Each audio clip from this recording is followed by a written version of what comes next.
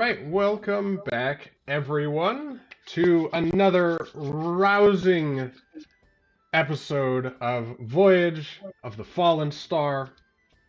I am Zach, and I am pleased to bring you, from our new RP-centric screen, so you don't need to be just staring at the same map uh, if all we're doing is some role play.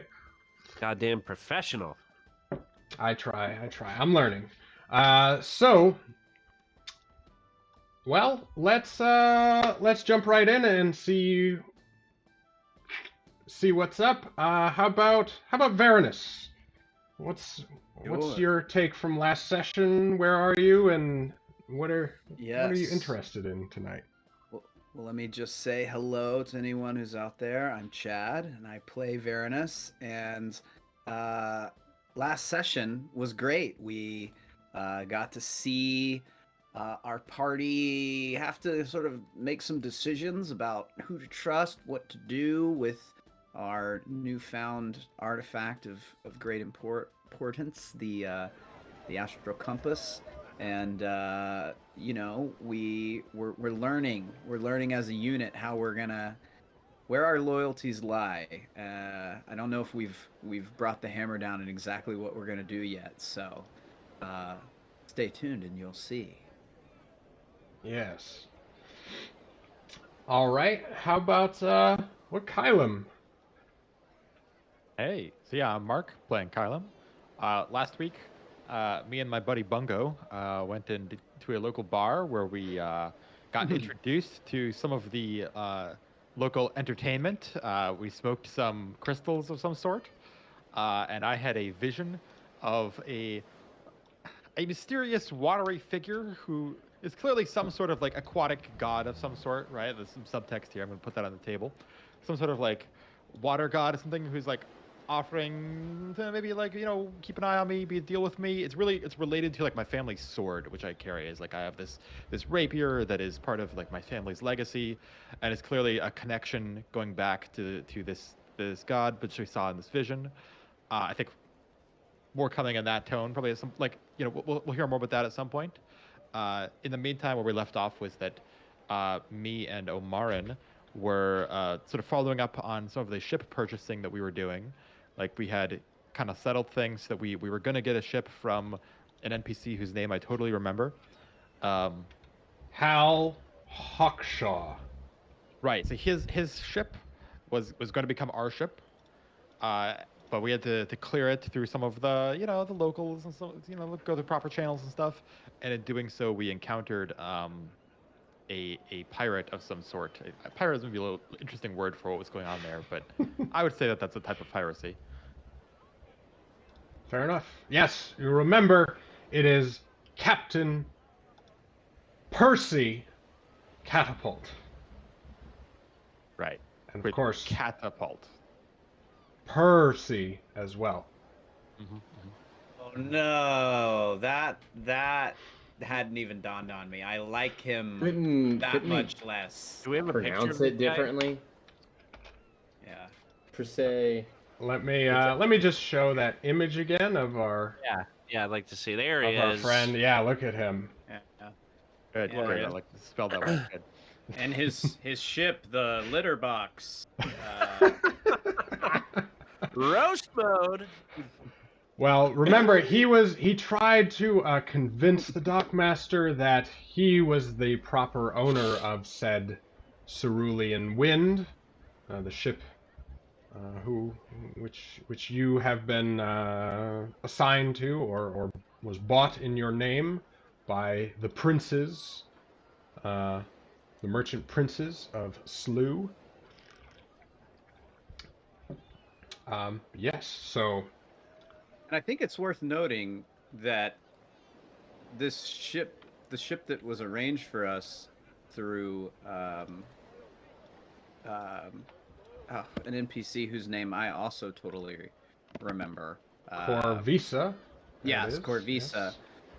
We found out that it was arranged through someone who has connections to, or it was arranged through Sujet, who also probably wants us dead.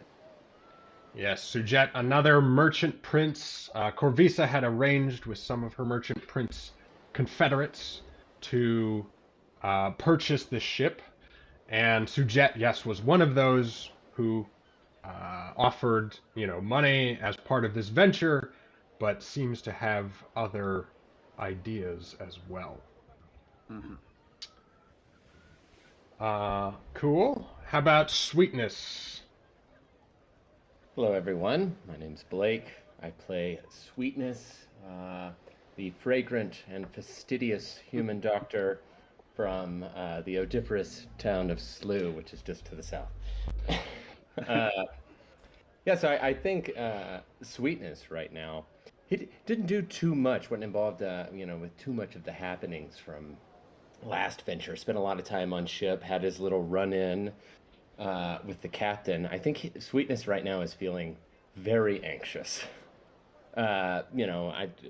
He's been thinking about possibly how to steal the ship, among other things. Now he's aware that we have a ship, and I think he wants to, as quickly as possible, get on the high seas, get out of town. However, his anxieties are at the moment briefly allayed by his curiosity at being in the tower of Sindrael the Stargazer. I think right now he's very sort of, transfixed by all the trinkets and gadgetry and possible knowledge he could gain here. But after that, I assume once we leave, the anxieties will set in promptly, and he will be really wanting to be like, I think we should go ahead and go. Very good, very good. How about Omarin? Hello, everybody. I am playing Omarin Stargazer, and my name is Austin. Omarin and Kylum were talking to the harbor master about getting the title transferred, and we had the little run-in with Captain Catapult. Now, Omarin is not terribly smart nor terribly charismatic, but he does have a finely tuned bullshit detector, and Captain Catapult is full of it. I don't know, maybe he skipped his litter box or something. I don't know, insert cat metaphor here. But as soon as this all went down, or immediately after all this went down, and we exposed Captain Catapult for the fraud that he is, he took off and ran. He scampered away, you might say. And Omarin, in his wise and infinite wisdom, wild shaped into a wolf and ran after him. He's about to give chase, yes.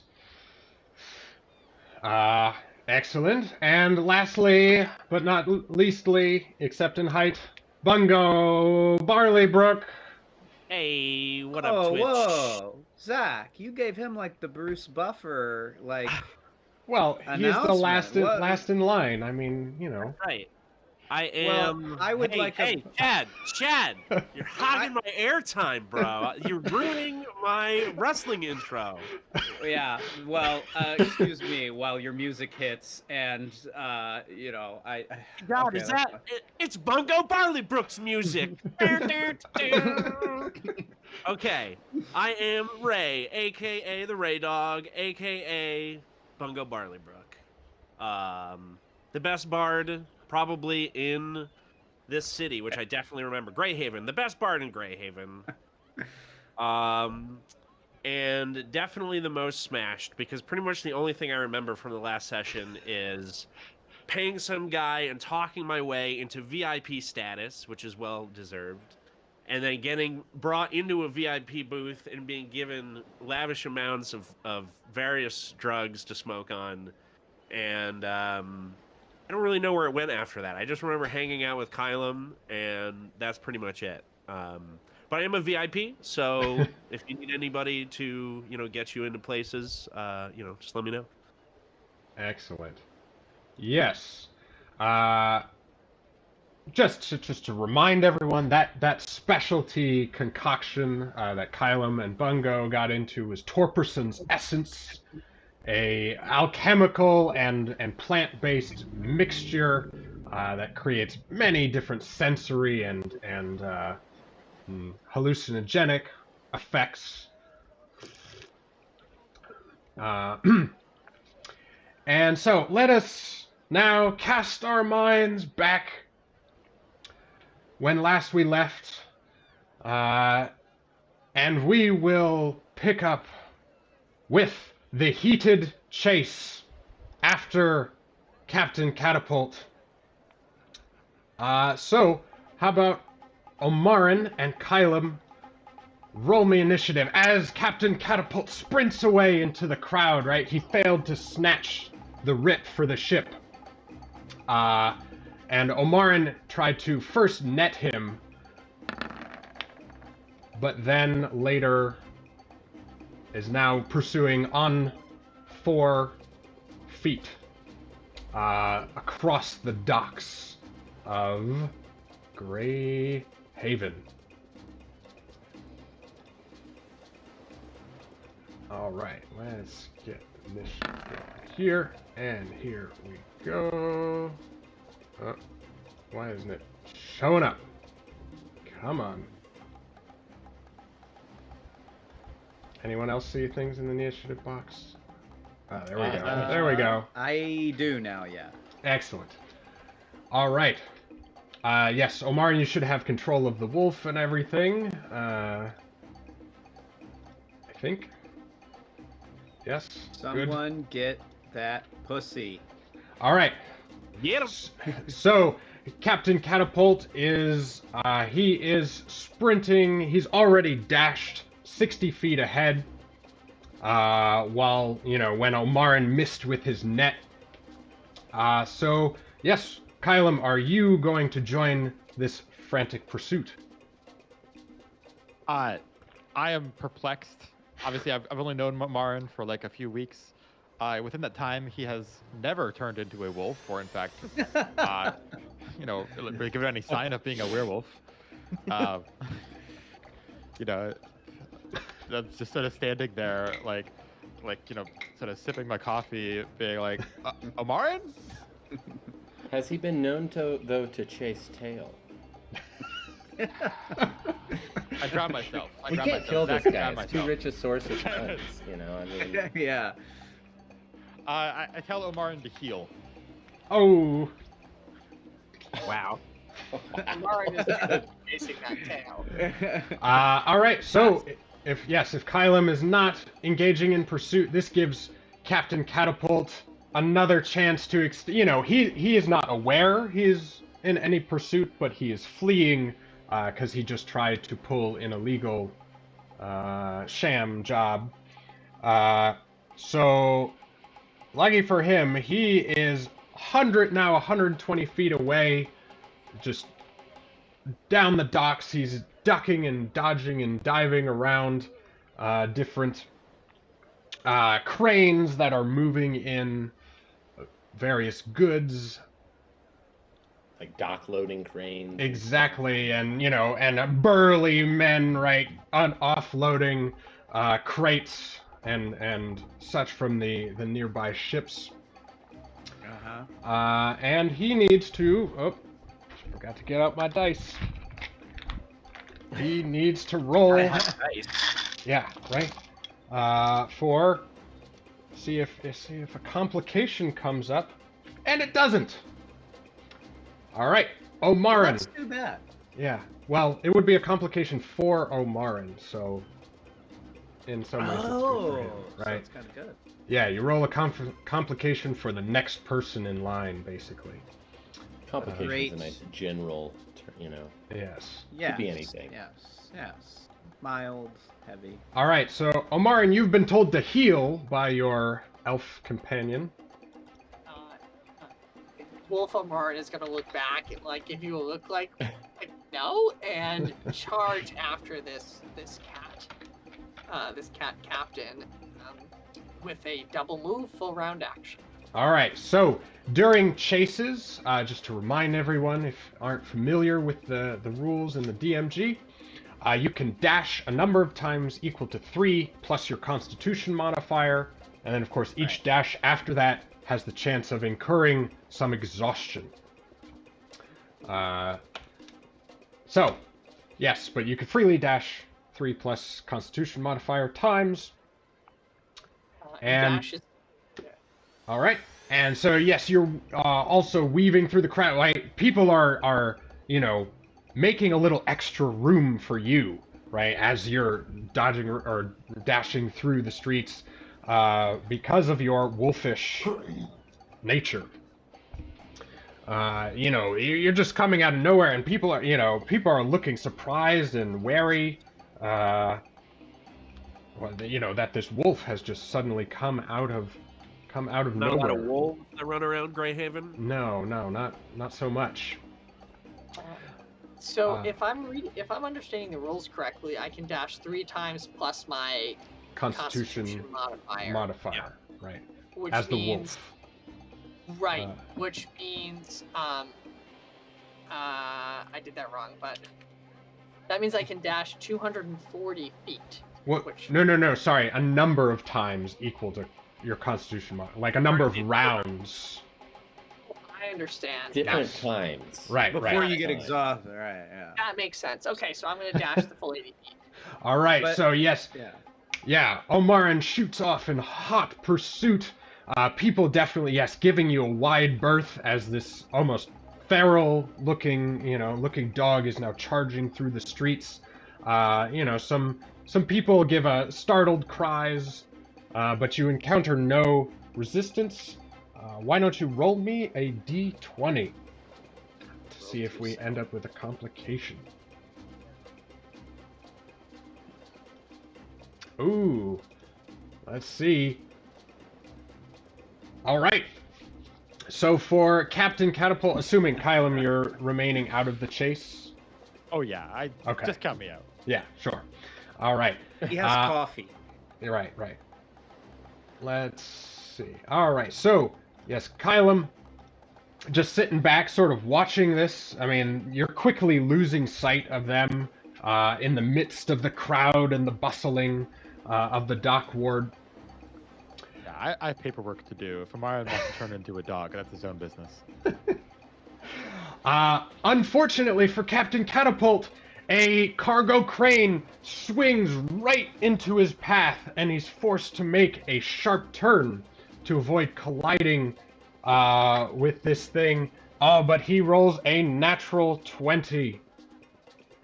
Oh, dang. Unfortunately, and so is You're able to to just swing and even get even further. Oh yeah, he just sort of, leaps to the side, stretching out his body, grabbing onto the rope, and launching himself to the side, using the crate's momentum to move ahead. And now he's not going to dash that turn because he's still not quite wary of pursuit. Yeah.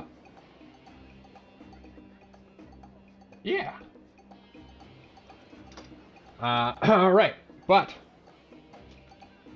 see if a complication rises for Omarin, and indeed it does. Ooh. All right, so Omarin, you are charging through the streets, through the dock sides, and from this nice, like this very good-looking merchant vessel, the current cargo being unloaded is a large stained glass window. And you must make a strength saving throw to get through this. And again, you should make that from the wolf token, or the wolf character sheet, rather. Oh, that's right. I didn't realize that. Yes, it should be in the character section under Wild Shapes I do subfolder. not see that, Zach. All right. I'll show to everyone, and you should. Oh, pack tactics. That's such a nice feature to have in your... Yeah, you should be able Animal. to open and control it. If you click the character sheet tab, have its sheet available. Yep, and it is okay. Excellent. And just hit the, just make a strength check. So just hit your STR stat. Because you are not proficient. Oh, Wow! Oh, man. There he goes. Not a nat 20, but good enough. So, yes, How do you avoid the stained glass? Omarin sees it coming. He sees the two men like walking, carrying it, and looks left, looks right, says "woof," and just takes a leap right over the stained glass to some barrels and some crates that are sort of on the other side, and then scampers down very athletically to continue the pursuit. Excellent. Are you going to continue dashing? Yes. All right. So you are nearly caught up to Captain Catapult. He can feel your hot breath right at his tail, right? You almost caught him in that single move. Roll me a d20 for complication. Oh, all right. So no complication for Captain Catapult. He's like, yikes! What is this? I can't believe it. Who let the dogs out? Who let the dogs out? Oh, nice. And we can't get rid of this guy. See if he'll join the crew. Rocks fall on me. I die. So he continues running. You could see he almost seems tempted to just wheel around and draw his sword, but a wandering small patrol of guards seem to be passing nearby, and he's like, Rabid Wolf, save me! Protect the children!" The children. Yes, well, he'll say anything, obviously, and he's gonna make, he doesn't do great on his deception check, to convince those guards to intervene, so all he can do is continue to dash, and he's gonna use his special Tabaxi, feature to double his total movement for the round. That's unfortunate. Yeah, with plus a dash, he moves an astonishing 120 feet ahead of you, and so he takes a sharp turn and heads out of the dock area, which is proving too many obstacles, and heads into the more slummy district of Sootholm, where the buildings are much more cramped and lower to the ground. But you can definitely tell he starts to seem a little more winded after such a huge leap forward. And he will roll for complication. Oh, he gets one too. All right, because you were right on his heels, Omarin, and he took this quick turn, right? You need to make the sharp turn yourself, or else risk skidding off in the wet cobblestones of the dwarf. So make me a dexterity saving throw. That'd be acrobatics. Nope. Just if you're not proficient in the saving throw, just click the dex button. Owie. Yes, unfortunately, his turn was just a little too quick. Oh, and you skid and slam into some barrels, taking 4 bludgeoning damage.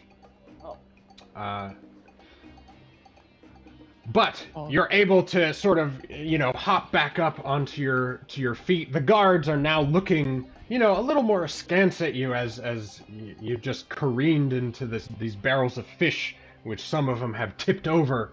And you hear a fisherman, "Hey, my catch! What are you doing out?" And, but are you going to dash again? Absolutely. All right. So you sprint after him. He is still 40 feet ahead of you, into the slums district, and there's a lot more chance in the slum district that he might be able to hide from your pursuit.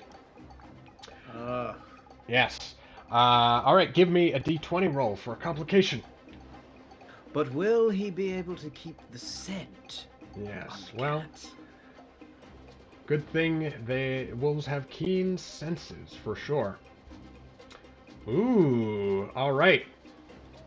So, Catapult, after his tremendous sprint forward, he turns a corner himself and finds, some spilled sewage of some sort that gets a little slippery under no. his paws, and he must make a dexterity saving throw, which he fails. And therefore, he falls prone. That's perfect. Yes, and he gets just covered in this mess. Maybe even making himself more easy to track at that point, or concealing himself, perhaps. But he scrambles to his feet, and using sort of half his movement, he is going to use a dash again. But with his feline claws, he uses them to scale the side of one of these slum buildings. And so he now peeks out from over you, sort of winded, but thinking he is more safe from this land-based pursuer. He's like, "Come and get me, you dog! Aha, you can't climb like Captain Catapult, the most acrobatic of all ship captains on the Great Sea." So he is now 20 feet vertical from you, in addition to being 40 feet ahead. And what do you do? He might actually have a point. I don't know if you can climb like that. What action is it to come back from wild shape? It is a to untransform, I believe it might be a bonus That's a good action. question. Takes a day. Yeah, you just slowly shed the fur, and You your don't have full see. use of your hands. You have paws. Oops, sorry, didn't mean to show that. It really needs to be under guided supervision, Let's see, ideally, wild or shape. else things could kind of get messed up. It's a bonus action. You can revert to normal Yes. Hell yeah, baby! So Ulmarin is going to Wolf Ulmarin is going to take his move action to move right under the tabaxi. Use his free action or his bonus action to turn back into an elf and point his trident at the tabaxi and say, I never really liked the smell of pussy, and cast a web spell to try to trap. Woo! Do you want to get on this ship and maybe leave a mark here? And he's supposed to be the future captain too.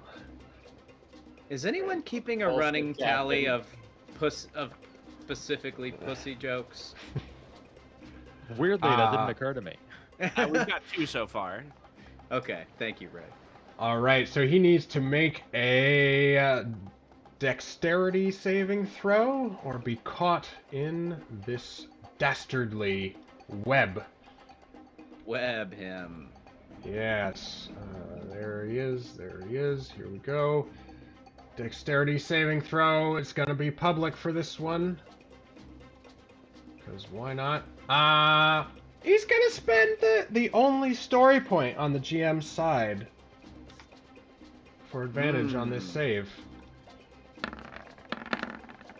Oh, he's getting. Oh, all right. Man. He didn't even need it. He leaps away from your web spell, sort of disappearing behind. You closed the distance a little bit, right, with your normal move. Yeah, I was right under him. Yeah. But let's see. Roll a complication. Let's see if anything slows him down. Wait a second. You're a 2nd level druid. Yes. Oh, you're using the feat, right? I am using the feat. Yes, right. Normally, level 2 spell. All right, so no complication for Captain Percy Catapult. And well, he is now sort of out of sight. He's now retreated from the edge of the building where he was standing. So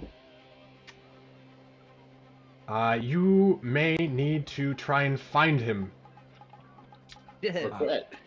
Yes, or give up the chase, or give quit, up the or give chase. up. I think for the benefit of the party, Omar He is going wins. to give up the chase, come back, tell Kylam that he But escaped. you got him. Well, that he pulled some dastardly tricks, and Well, as you're coming back, you see a troop of guards come up. They're like, "Hey, we're looking for this rabid wolf. Where did you see where it went?"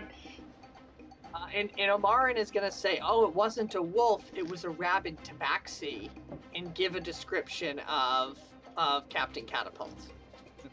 Hmm. Clever. Well, I believe we saw, some people saw both a wolf and a cat, but well, good to know. Good to know. We'll be on the lookout. Accusations of rabidity could be like almost a kind of racial slur among the certain peoples of more I don't know, transparently animal-like origins. Oh, Yeah. and Omarin is gonna say to the guards, "And the tabaxi that you're looking for is a dirty thief and smells like shit." And I Tell wanna us see how what you that really cat- feel. Wow. You just tell it as it is. No, you don't understand. He slipped in sewage. I'm speaking literally. He took something from me and then slipped in Smells poop. like shit. Meanwhile, Kylam, as you were sort of sitting back and watching the aftermath as Omarin disappeared out of sight, a new scene grips the attention of the harbor as a massive galleon is limping back into port. It seems severely damaged, right? One of its masts has even collapsed. And so you can see it's barely making any speed as it comes to berth a couple 100 feet away from you. And you notice, right, it's flying the colors of Greyhaven, right? It seems to be some sort of, official-looking ship. And you can see even there's the damaged, right, damage to the wood across the side. And so by the time it docks, by the time Omarin sort of returns, you both see that injured sailors are limping down the gangplanks, and some even brought out on stretchers. Wow. I will go over there and see if there's anything that I can do to help the injured sailors. Well, so there's a small crowd forming. You can see, curious and worried looking onlookers. The paint on the side of the ship reads the Argent Dove. And so, you're overhearing some of the officers from the ship, sort of giving orders and talking, and people are like, "Whoa, what happened? Like, what's going on?" And you see, like, definitely worry-worn human say, like, we ran into the greatest storm I've ever seen, and we were out searching for the fallen star, but nothing met us but disaster and bad luck. We had even been had a royal charter to search for it for the good of all Greyhaven, but it was not to be. So Kylam, as you sort of push through, you're hearing this, and you offer healing assistance. Yeah, like I'm probably like at least maybe someone here might recognize me enough, like not look personally, but I sort of know my general deal to like let me get close, and then from there, and I'll say like, I see you have injured. Is there anything I can do? I want to help. Noble and mysterious Kylam. Well, they take a look at you, and they're like, well, if there's anything you can do to ease some of the most wounded of us, he points to the men on stretchers. Please do what you can. Do what you can. Give them a swift and painless death, Kylam. What? Right. Yeah, that's where this is going. Otherwise, yes, we will make haste to the nearest temple. which is the, where is it? Well, the one we see over there. Yes. Oh my God! Of course, that large, noticeable temple that's been Right. there. That's The Wellspring you should definitely go Spire. there. Wellspring Spire. That's it. It's on the Of edge course, of. I don't know. I don't know why you're saying its name as though I didn't know that already. Like it's been right there. the yeah. So I like go over to like whoever like the most injured looking one is, like one that's like verge of death kind of thing. Sure, Maybe sure. he's I don't know like how these people got injured, right? If they're like cut up or if he's like drowned or something. So yeah, it looks like some of them, like heavy objects, probably might have fallen on them, right? Or some of them looks like they're racked with disease, even scurvy, perhaps even something worse. Um, lots of like shrapnel cuts, right? Maybe from some sort of exploding munition or spell.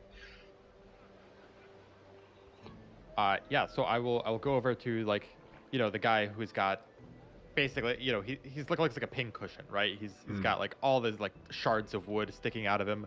You can see like where they removed some of the bigger chunks. There's a lot of like blood pooling under makeshift bandages and wrapped up clothing and stuff. And they're carrying him on a stretcher, and I stop them really quick, and like go over and like I lay like each of like my big like armored gloved hands on his shoulders from behind. And I lay on hands for enough to keep him going until he can Sure. the temple, like 2 HP Yeah. or something. Awesome. And so the soldier's eyes like weakly look at it. He's like, you shine like the star we were looking for. I don't know why we ever left port at all. And he then sort of just passes out again. And the the officer's like, oh, thank you so much for your assistance. We thought he was gonna pass before we could save him. You truly are a generous soul. Yeah, and I will, clearly they're gonna need help like clearing these people over to the temple, and I can help like carry them and bring things and sort of spend like the next hour or so like helping out with that rescue attempt and Sure. just sort of doing some manual labor. Yeah, and so Omarin, are you also assisting? Absolutely. Omarin's going to distribute some good berries. Oh, okay. Yeah, but he's going to quickly sort of distribute the good berries, give them to Kylam, but then he's going to go back to the harbor master and be like, hey, look, that Captain Catapult is bullshit. Don't let him do anything before we help these people and come back. This ship is rightfully ours. Absolutely. And thank you so much for helping the citizens and soldiers of Greyhaven. You're truly an exemplar of the city. If only certain felines could be so selfless.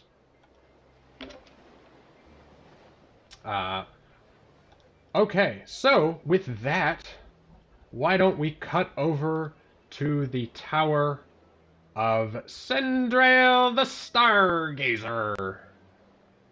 Yes. And we will gather. Oh, gosh. Indeed. Yes, indeed. So, yes, evening, dusk is starting to fall. As you guys saw that ship come into port, and are helping these poor souls. All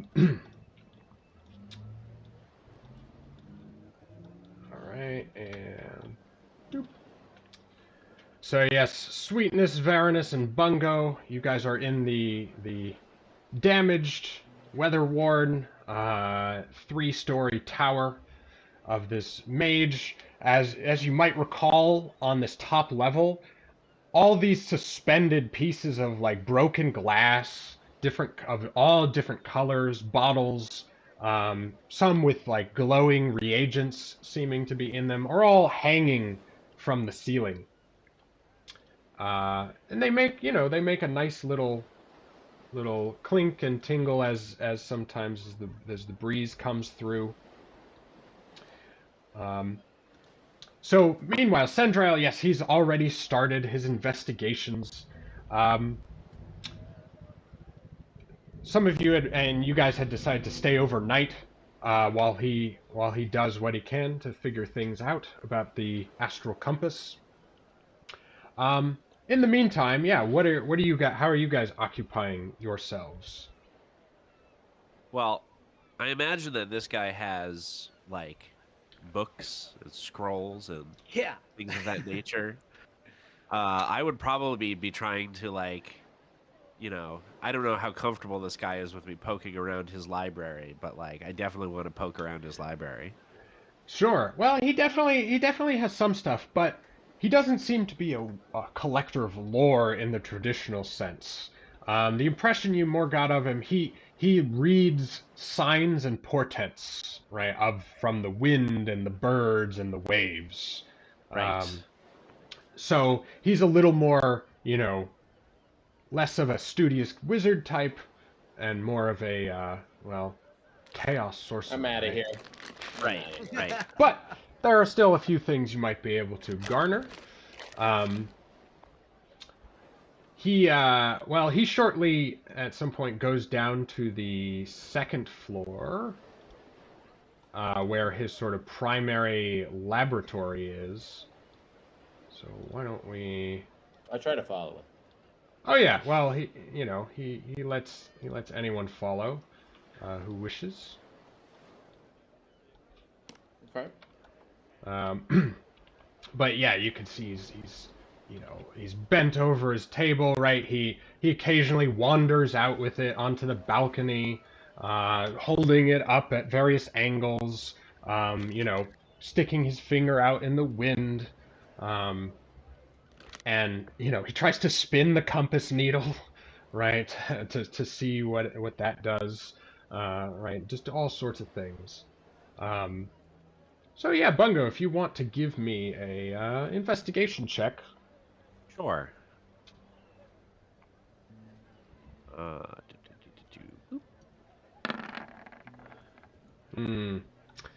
Yeah, unfortunately, his whatever he has is in this very very cramped shorthand that he seems to use to write his own notes.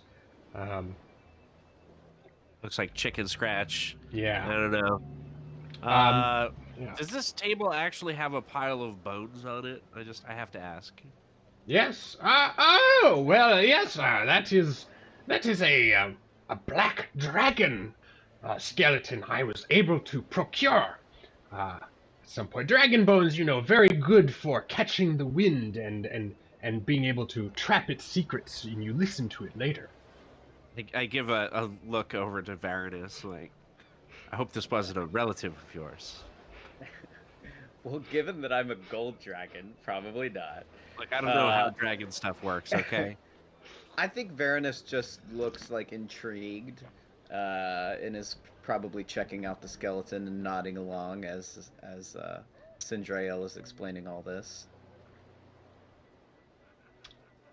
Very good. Yes.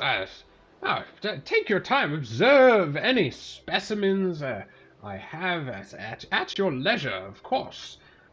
I say, you said dragon bones good at attracting the wind? Good at catching the wind. Catching. Right? The hollows in dragon bones, that allow them to fly, catch the wind, and then you can listen to what the wind has to say. You can see Bungo's eyebrows perk up at this, as he is a flute player on occasion, and he cannot help but imagine the quality of flute that one might be able to make from one of these bones here. A dragon bone flute does sound kind of That rad. does sound pretty cool. Snatch This one You looks don't like think I could maybe get like a shin or something? You know, something a roughly- femur when he's not looking, or Well, I'll yes. ask. You're gonna, yeah. Well, he's like, well, I suppose, but it must be in trade for something equally as valuable, you see. And something that will be helpful to our investigations. Yes. How about I need to know more about where this compass has been and how you procured it. So please, could you tell me the tale of how you came to possess this compass and what that was like? Sure. Well, we found it in the temple of the. I mean, it was a temple of the stars. It was to a specific goddess, right? I thought you were supposed to be a bard. This is very. I know. My character remembers. I'm just dumb. I gotta take better notes. well, you got to remember, Sindrael had written the whole letter, so presumably he understands. Right. what we're I talking know about the temple. Right. Please tell me about your experience. Like you are being currently possessed by some spirit. It was the Tell me. Temple of the Arch Sky. He's a passenger. Yes. Yeah, perhaps Magnus could inform him. Do you? Sure. Yeah, Magnus could certainly tell you more about it. I think. Maybe. Well, Magnus, remember, he never reached the compass, right? Well, that's true. Well, he knows everything shy of the one room. Can't talk about the experience of finding the compass. Yes. I see. And it seems like you came through a good deal of danger once you fell into the possession of this compass, did you not? That's absolutely true. Yeah, I almost got killed by a giant crab, like What? immediately. Would you? Let's just say that we described to him, what the and the various traps, and that we saw the star hinge thing that was in there, that we would cast spells upon you, boons and banes of various sorts, and that when we took the astral compass, all the traps reset. What a dastardly manipulations. These temple priests were truly cunning minds. And this must have been really important to them, right? To go through such lengths to guard it. It must be, the real deal, right? Yes. Would stand to Must be a reason. real compass. Oh, I mean, not just any compass, though. The compass right. to the It's fallen a star star. compass. Yes.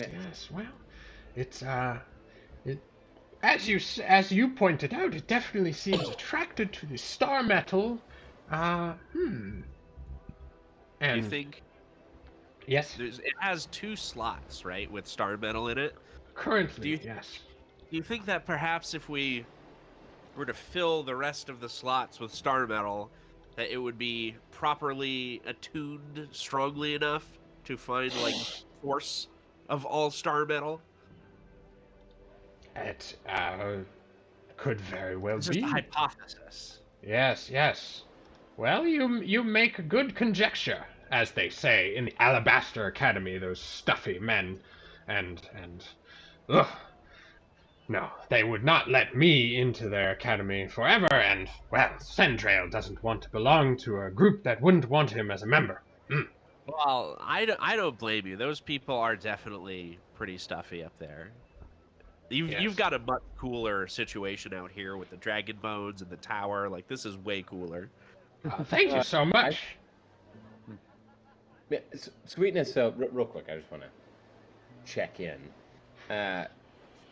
So you're aware of Sweetness as sort of a naturalistic inclinations. So I think, so far, apart from the skeleton, I don't know that there would be much to really...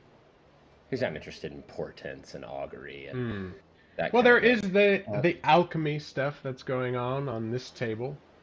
So I think, maybe he's been investigating that. I could imagine him sketching the dragon skeleton quickly, doing up a little doodle. just for future reference, maybe taking a few measurements.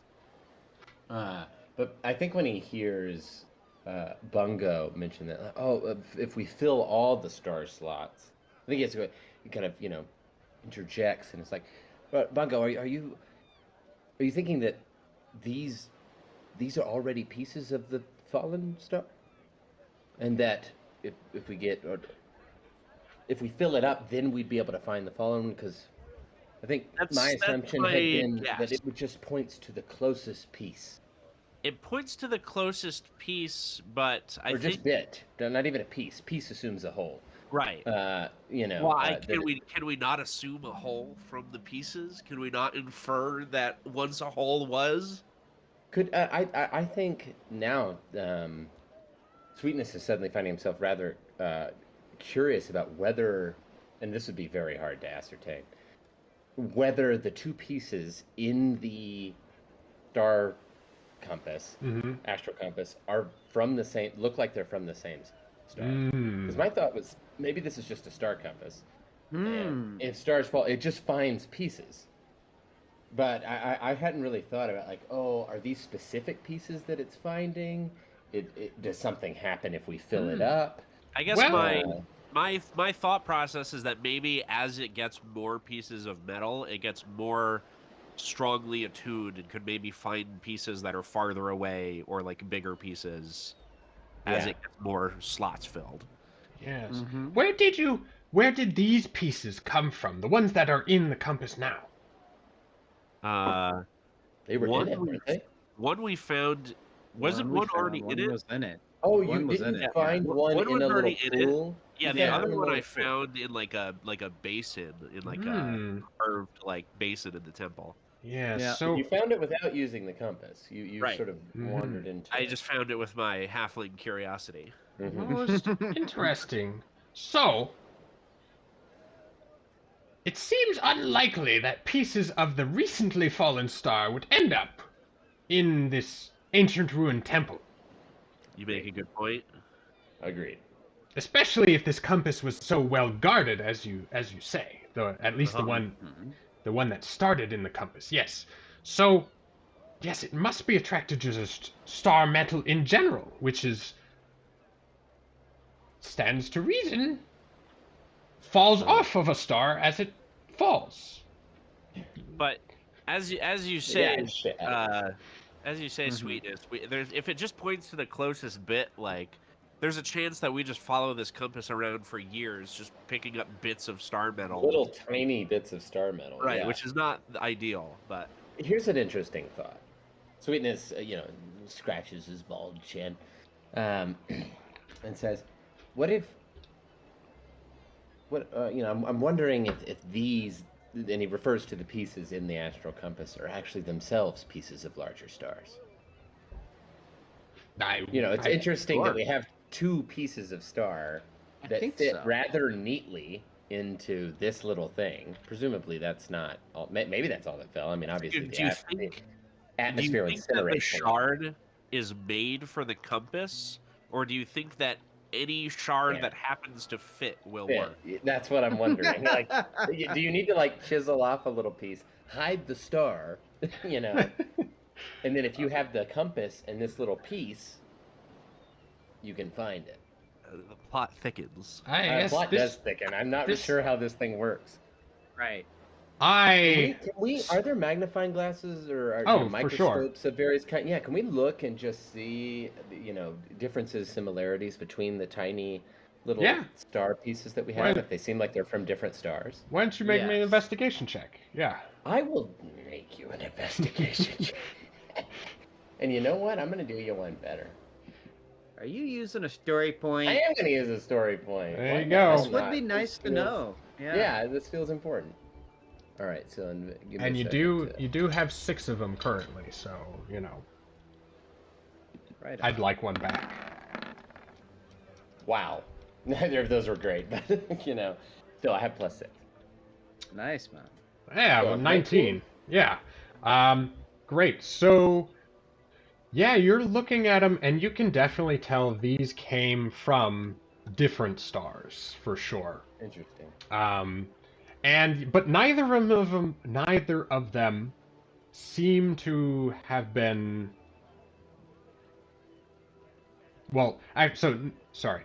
Yeah, neither of them are completely raw, right? Because each of I was them gonna say, has do they seem shaped for not the piece? not necessarily shaped, but they seem to have been put in a little, like in this little gold. Because this is how Bungo. Sorry, I'll show it for reference. This is how Bungo found the shard that was by itself. Ah. It was in this little golden insert, right? So It's like already, yeah. I have an idea that I want to try. It could be mildly risky, which would be to actually try to break off a little piece of one of these, so that we now have two, and again keep the bulk of the piece in this little gold, I don't know, casing, and then see what happens if we now have a free piece and we have that piece in the. I don't In know. the compass. It Does it seems track? dangerous. Seems yes, risky. Break it. Bungo, you are getting starting to get a ringing in your ears. Magnus being like, "No! Do not take apart the compass. That is the only thing that can lead to Scarlet Kate's treasure.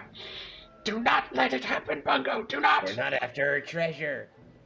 I just don't think that's such a great idea, Sweetness. I mean, I'm pretty sure if you break it, it's just gonna be broken. So I uh, have surgical precision.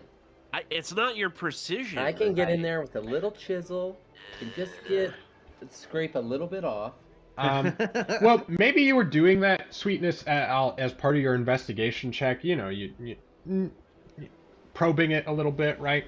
I'm probing. And you realize that this metal seems probably the hardest metal you've ever encountered. The star does. Yeah, the star metal seems. Oh. Not that you might have encountered adamantine or anything like that in your travels so far, but fortunately, what all my surgical tools are made of. Oh, fortunately, yeah. Yeah, right. Mithril, scalpel, adamantine. Yeah, I don't have a nice scissors. sword or anything, but I have adamantine scissor and scalpel. I have a Vorpal and a needle. tweezers. Yeah. Yeah, it's a Vorpal needle.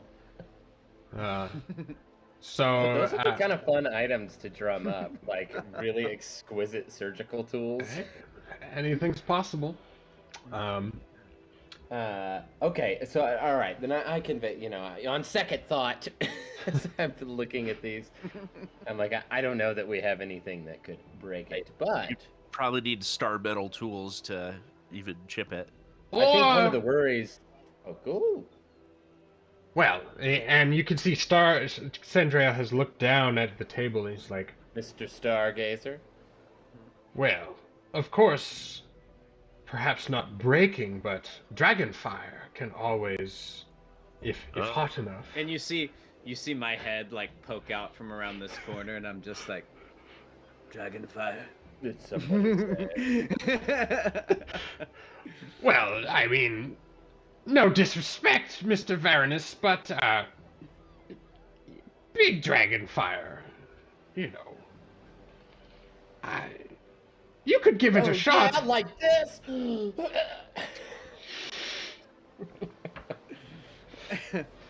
I'm like, I was insulted, and I don't know what happened, but I fire breathed everyone. I reacted emotionally, and Oh my god, yeah. I just sort of like nod to Sindrael, and I'm thinking in the meantime, while everyone's, I just wanted to see what was going on over here on this table with this stuff. Take a little wandering peek at Then it. I would like, I have something I want to add, but after. Sure. That can be done Interlude. whenever. Very Mine can be nice. done whenever. What do you want, Zach? I was just, sorry, looking at stuff. Me or Chad? Choose. So Yeah, it's gonna say a lot. It's gonna say a lot. So yeah, you're looking at this. Okay. Are you looking for anything in particular, I guess? Or are you just rifling through? Varanus? Sorry, are you talking about? Yeah. Oh, He's well, talking to you. Yeah, I see that. It looks like a kind of interesting artifact on top of a book or a tome, and maybe a map or something. So, Hmm.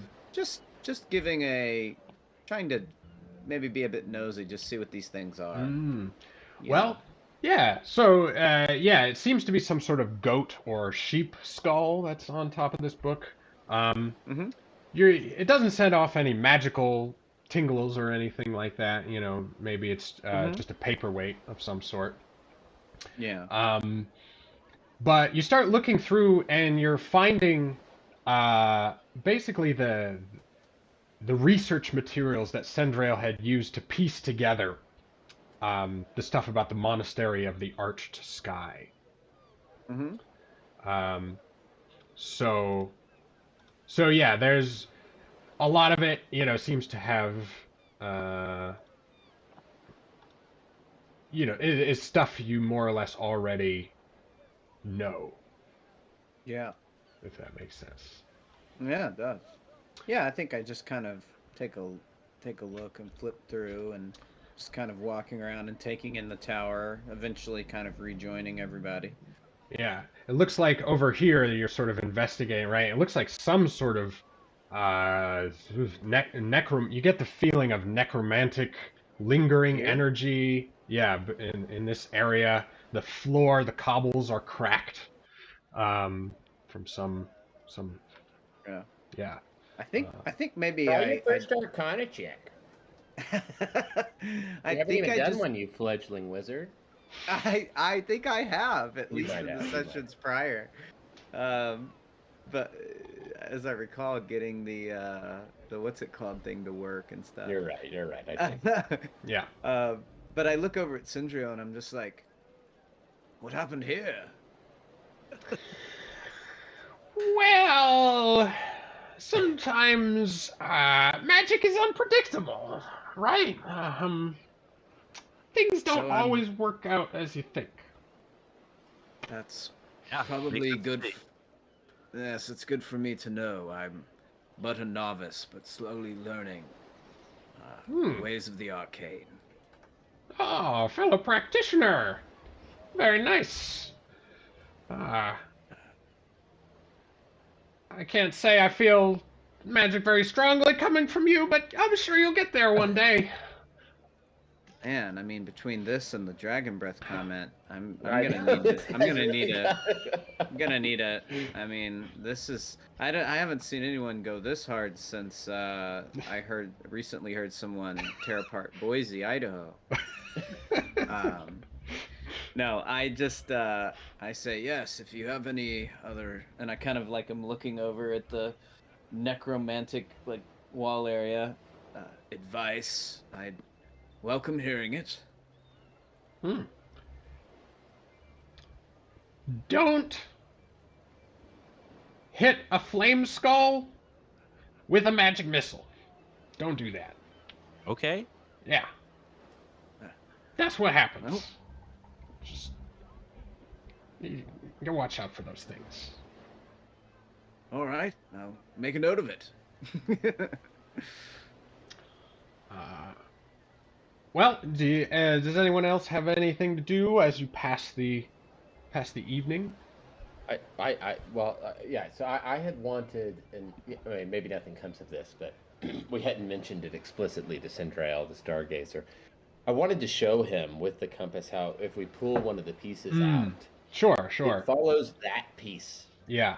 around. Mm-hmm. And I think maybe convey to the group that, um, yeah, sweetness is to sort of developing this worry that what if, what if this just leads us to clues that, once we acquire the final one, at the end of this is just Scarlet Kate's treasure, whatever that may be, and glorious as it might Well, be.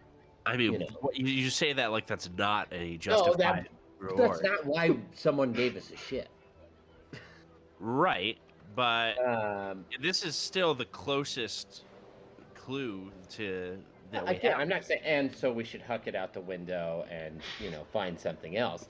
But I think that's maybe something we should be aware of, particularly if we get to say we're following this thing and we get to another location and we see that it's another bit of star, fixed into a little golden thing. What we might have on our hands is something that is leads us on leads us across the map to find a treasure, and perhaps only if it's close enough to the big star. But why would the temple priests be guarding this thing if it only went to like some pirate treasure? Well, I mean, they could have it just for the because it finds star pieces. Again, I think they still could be really useful. Right. It's just maybe something we need to be aware of. In terms of, like, when we walk into a given, if we're walking up to an island and it looks like it's leading us into a temple, it's like, does it look like a star crashed here? Okay, we probably don't have to go into the temple to find the star. We still should, but we should know that this is for the treasure. But don't you think that once these slots fill up, I see what you're saying. Yeah. My word is that then it might have that might be its purpose. Right.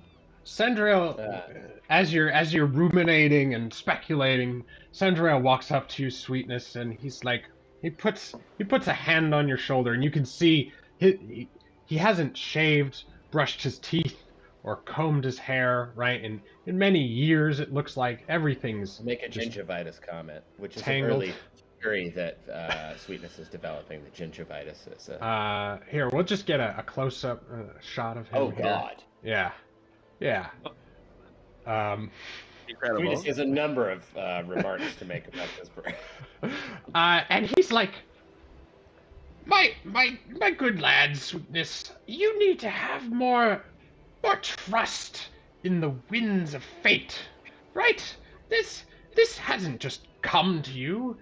You have been selected by the powers that be to embark on an epic journey. Noted. And yes, we may face difficulties on the way. Well, I was thinking perhaps you might want to have me along as part of your crew. Or if I finish my investigations and you think it's better, Sendrail can be useful on a ship. That really Sweetness seems in the moment. Hang on. Let me make an analysis of this guy. As a person who's been doing a lot of sailing, do I actually think he would be useful on a ship? I want to do an insight check. Sure, both of you. I think there's something that feels mildly suspicious, to. For all we know, he could be on Sujet's payroll. Wow. I am under nobody's payroll. Or he could just be I like, thought of 15. that's a lot of adventure.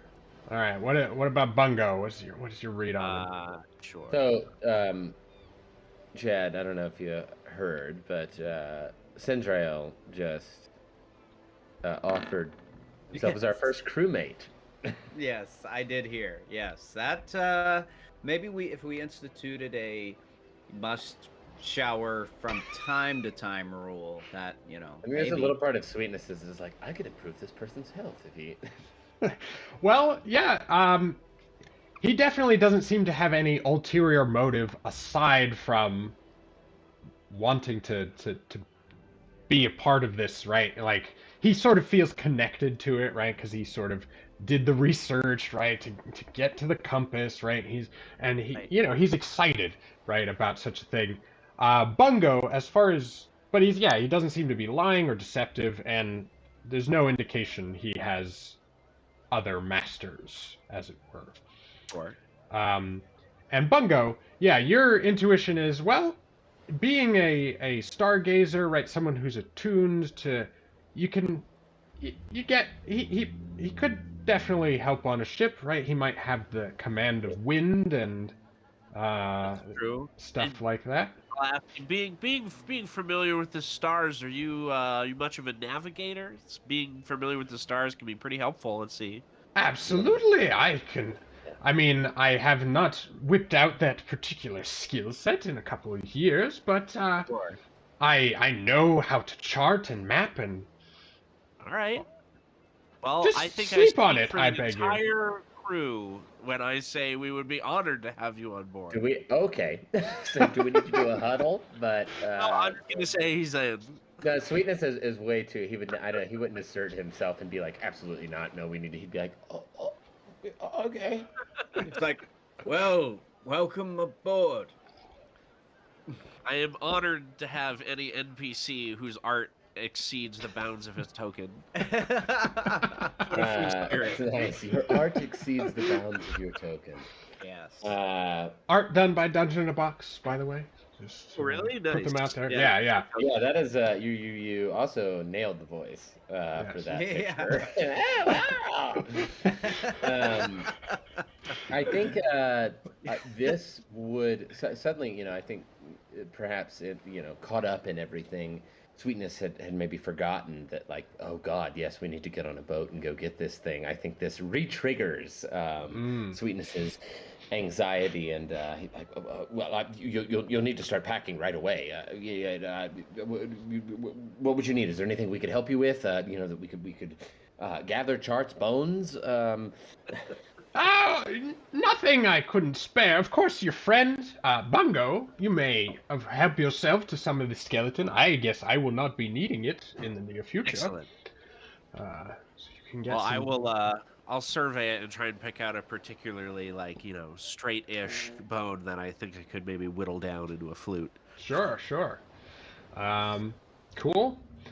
In the meantime, I feel I must continue studying this for the night, just to make sure we get off on the right course, the right foot. Of course. But feel free to take the bed chambers upstairs, or even my chambers over yonder, to rest yourselves. You must be wearied from No the... time. Might I suggest that if we have the compass and we can sort of figure out what it is, the direction is consistently pointing, maybe we could look at some charts, some sea charts or something, and see if there's an island in that particular direction, like some noteworthy piece of terrain or something that could maybe give us some kind of destination. All right. Well, you guys will start working on that as a group. As now darkness has fallen, right? Sun has set over the great sea, and we return to the docks, where, and we'll go over here. Yeah, we return to the docks. Oh, I realized I hadn't been showing that to the stream. Sorry, everyone online, you hadn't seen all this cool stuff going on in the Wizard's Tower. About his token exceeding his. Well, they saw they. Oh no, they didn't see that either. I'll throw that up real quick. Sorry, everyone. I get too caught up sometimes in the roleplay. So that's Sendrail, as we were talking about. Very nice looking fellow. But anyway, back to the docks, right, where Kylam and Olmarin have finished helping the injured soldiers and sailors. And one of the, as you were helping these fellows in, Kylam, you see a familiar face among the temple staff. And yeah, you see a recent contact you had made while carousing a few days earlier. Oh my gosh.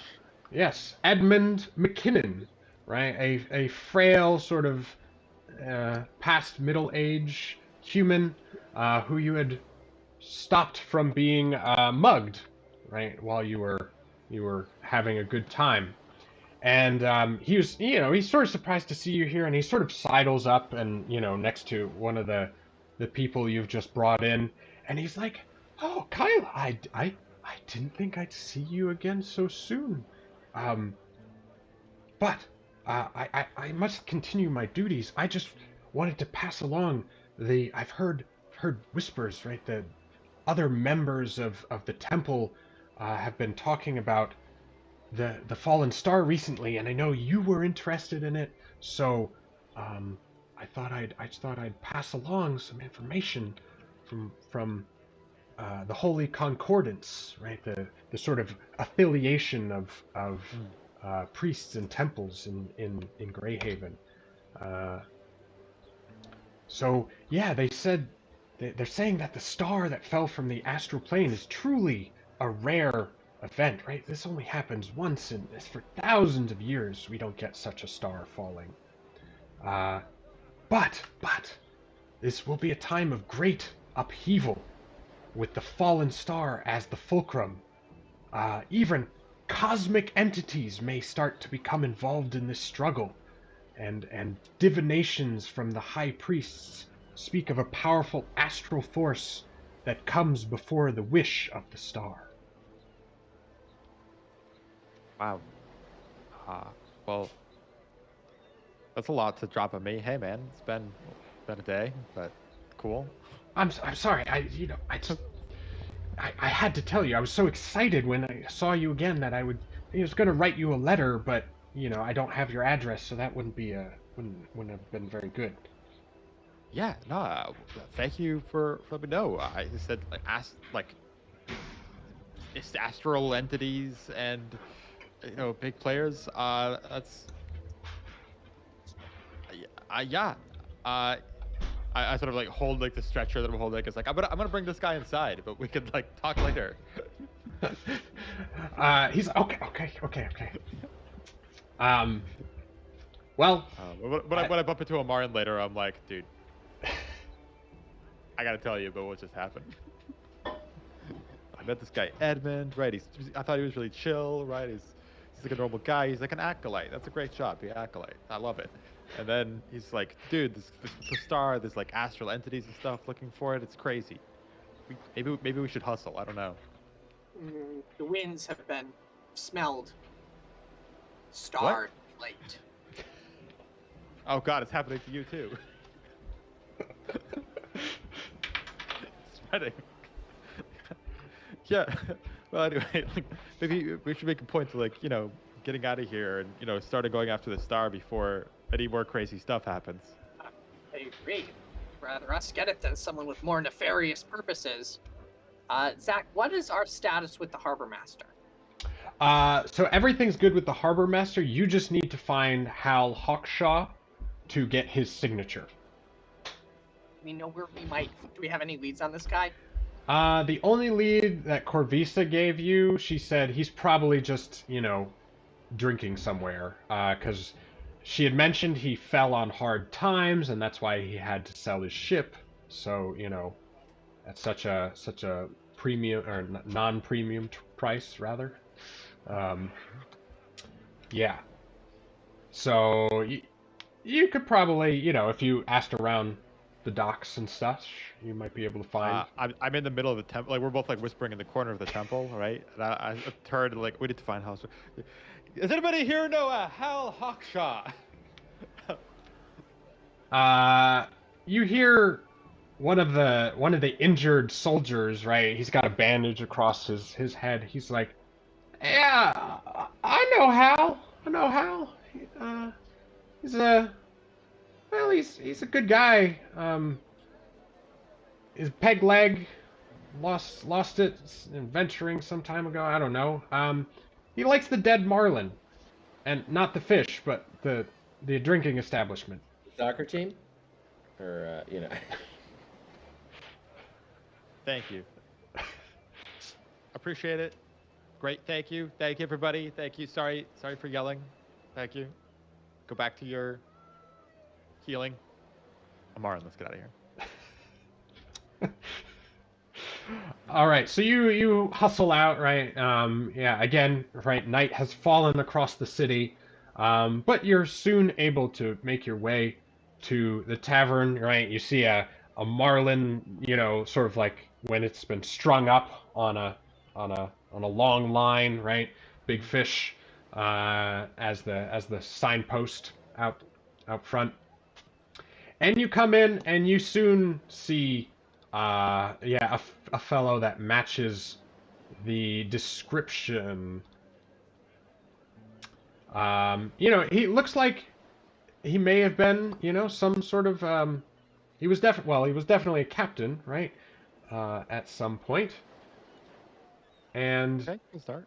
yeah, he still affects that sort of thing, but you could tell he's definitely been drinking quite a bit these days. Yeah. Marin will go to the bar, get another round, get an ale for him, and Kylam, and this Hal, and bring it to the table or bring it to the bar and sit down and pass him a drink and say, "Friend, looks like you've had better days." Don't you be telling me I've had better days. I know my days have been better, sir. But thank you for the drink. It is much appreciated. Zach, if you want to show this art on screen. I did. I flashed over to it, Oh, did you? Okay. But I can.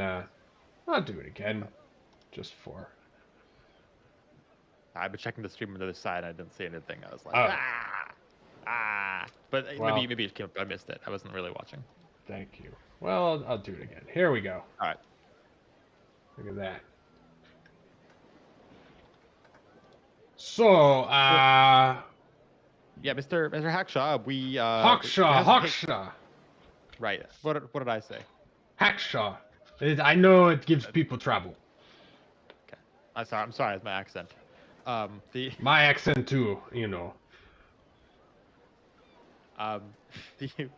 We actually need to talk to you about your ship, your formal ship. We need you to sign this, if you don't mind. Oh, are you the ones that brought my ship?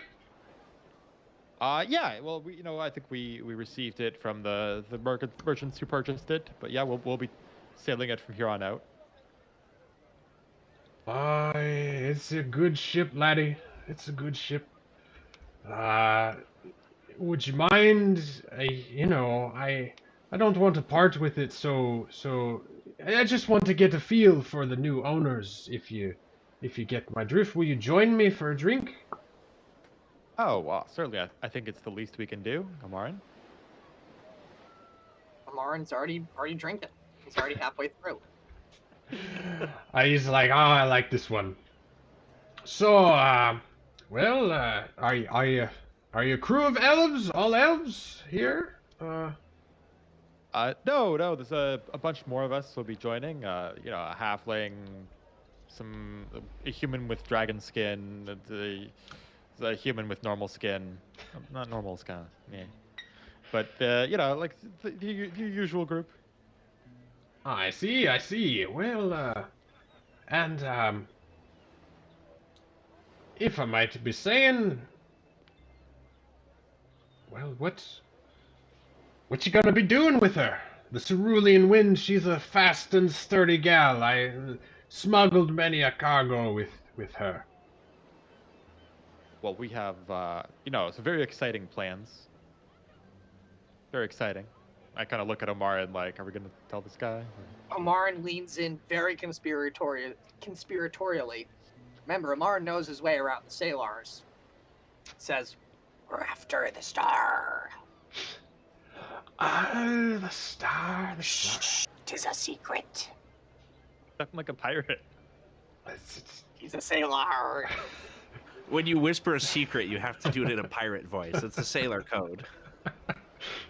Right, it's like their thieves' cant, right? He's like, I see. Well, yes, she'd be a very fine ship for such a venture. I'm sure. And as he sort of talks with you, a little more, Omarin, you notice his accent reminds you of the same kind you heard of the Black Rift vessels that you saw as a sea turtle. Ooh. Right, you had overheard some of the sailors of that ship talking. Yeah, and you it took a few minutes, right, because Hal is drunk and so forth, but you get the inclination that he's probably from Black Rift. Omarin is gonna lean in and say, I told you a secret about us. Now you tell me where you're from. Well, I come from the country far to the north, Black Rift. Was raised there, fought mercenary, soldier of fortune like all Black Rifters. We are a proud nation of warriors, don't you doubt, but of questionable morals. After some ventures went sour, the whole country became sour to me, and I fled south, and eventually ended up here in Greyhaven, where I took command of my own ship. Any ties to your clansmen back home? Ah, no. I left all my contacts behind. Even my family doesn't know whether I'm living or dead. I could not bear the shame of desertion, even though it was the right choice. As one sailor to another. Tell me about the cerulean wind. How does she sail? Well, she's quite fast if you can get her with the wind. I mean, sure, same for any ship, but she slips through the water almost as if riding atop, and very little draw. She can make it into shallow waters, perfect for those little smugglers' cays that are out of sight. Do we have to worry about capsizing on a strong beam wind? Of course, but if you have a good hand at the helm, she'll not steer you wrong. To that, Omarin will like down the rest of his drink, say another round for all of us, and then head to the bar. Yes. Let me buy it. Always good to meet new friends, and well, I can't. If this may be the last time I hear of the wind, I want to know I gave her a proper send-off, eh? Yeah. While we're doing this, though, I am going to continually nudge him to sign the paperwork. So yeah, as you guys make your way through the second round, right? He keeps eyeing the paper, right? And you can see a pained look in his face, right? And it's like, he's working himself up, right, to this task. But as he's got his hand on the bar, right? He's already looking a little woozy. He says, I've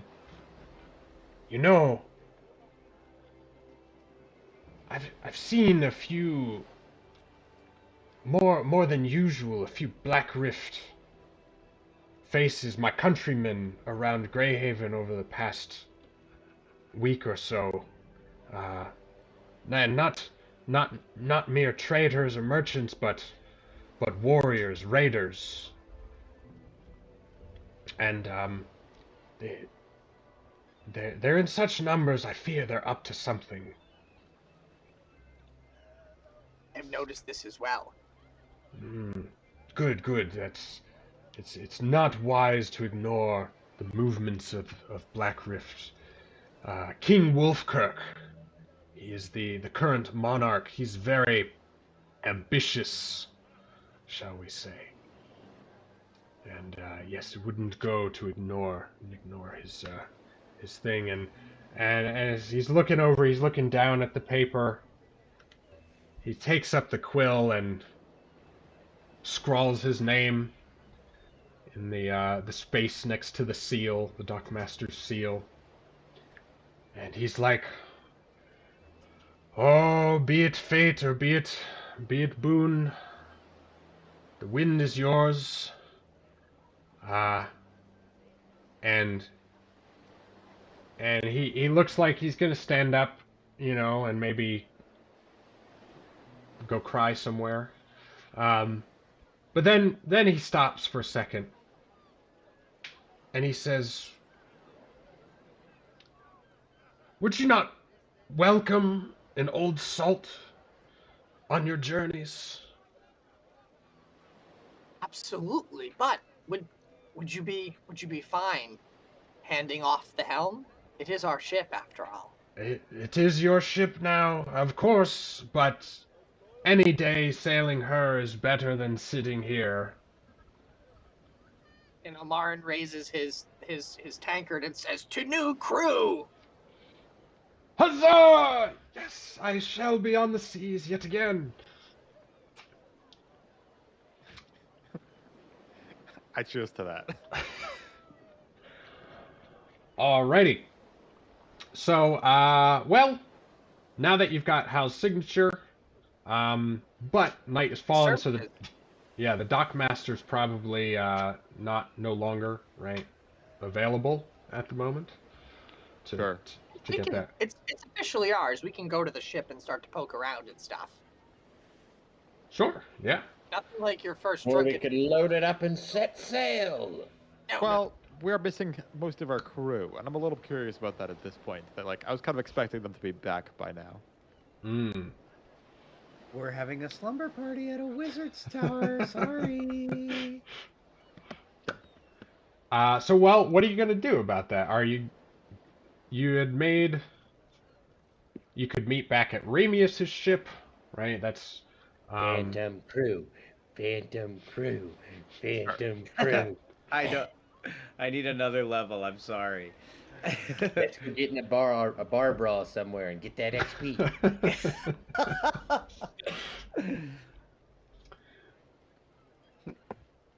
I think maybe Omaran wants to start doing what he's saying, but working on the ship with our new recruit.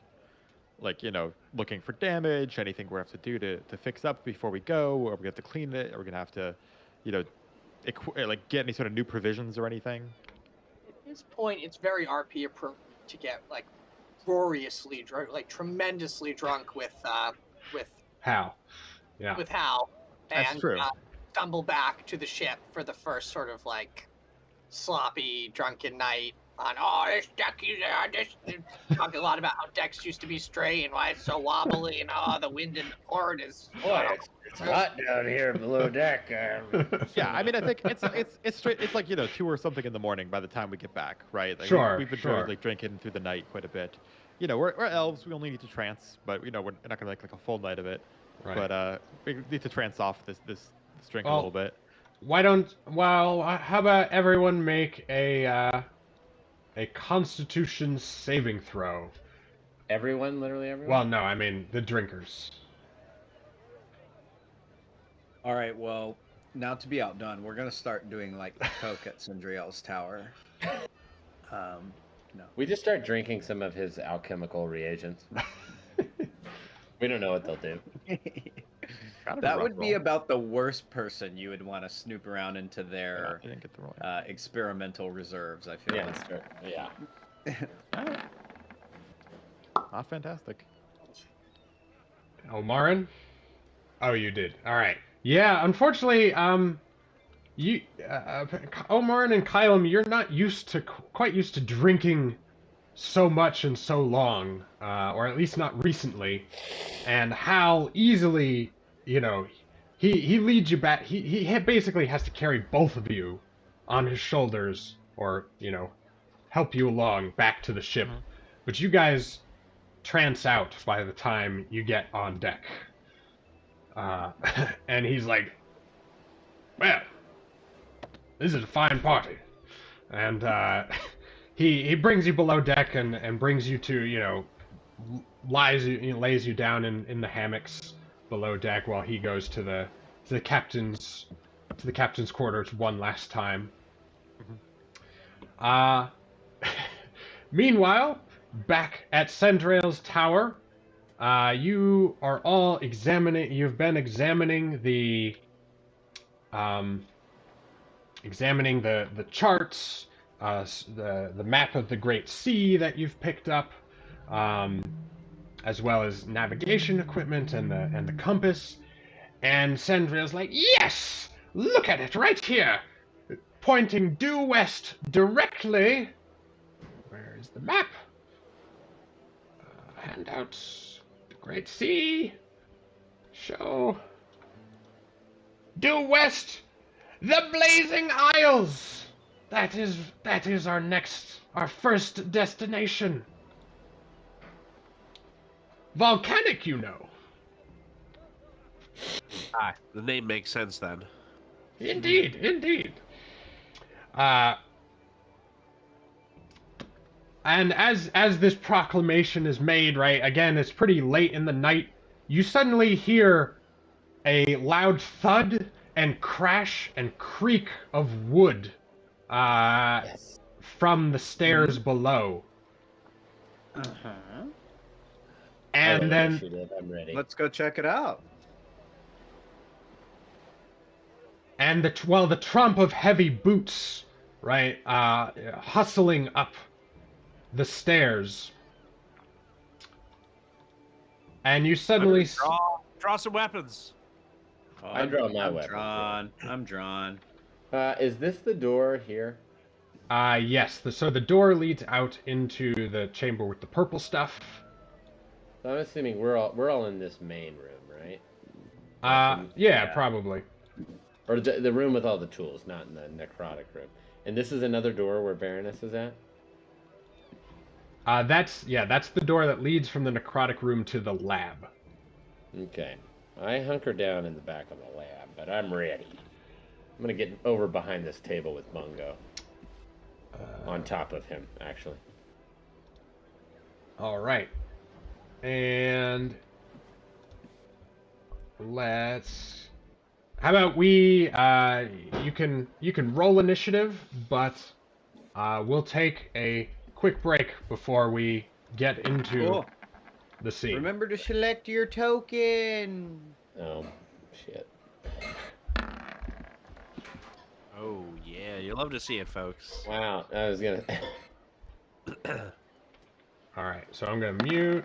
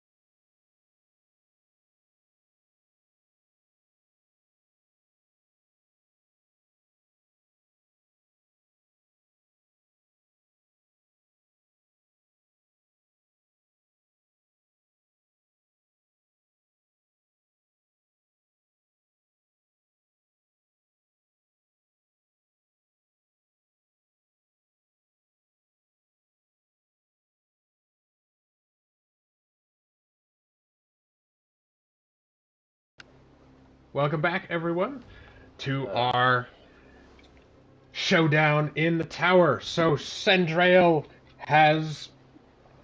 Sendrail rolled a natural 20. He might have felt the portents of danger coming to his tower.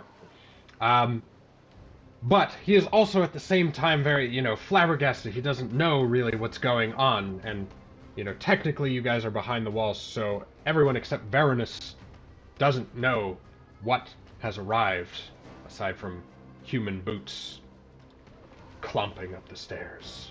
Human boots? How do we know they're human boots? Well, Sendrail knows. Do human boots sound different than elf boots? sometimes. I'm much Yeah. louder than elves do. Yeah. We're like super duper quiet. Famously, there's a huge difference. Surely not. All right.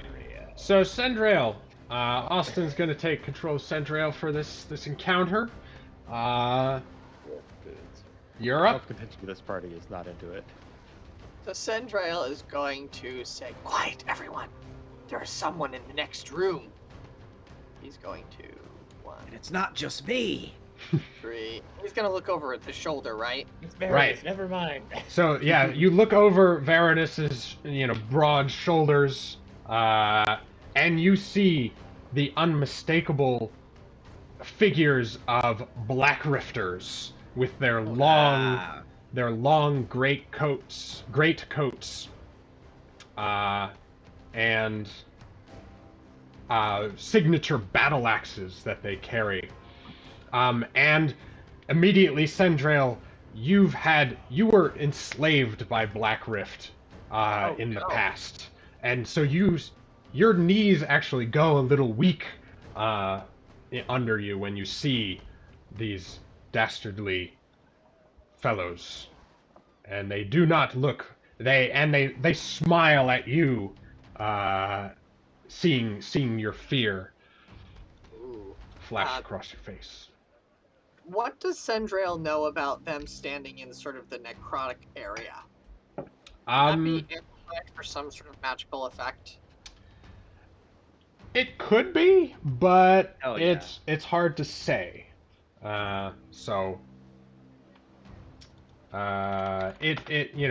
effect that Sendrail, blowing up the flame skull there, happened a while ago. It's just left, marks and this lingering energy. So perhaps, right, if something untoward or fortunate should happen, but we'll see. Okay. Well, Sendrail is going to look at the closest guy. He's going to do and like hold his hand against the door frame and say, "You will not take me again," and then point at the closest one and shoot a chromatic orb. And he will use lightning damage. All right. Very nice. And you do hit. yeah. Yes. These fellows are only wearing, plain leather armor, and so you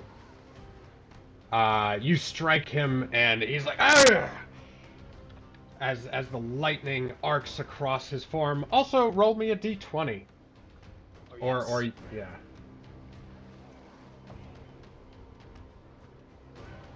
For some wild magic.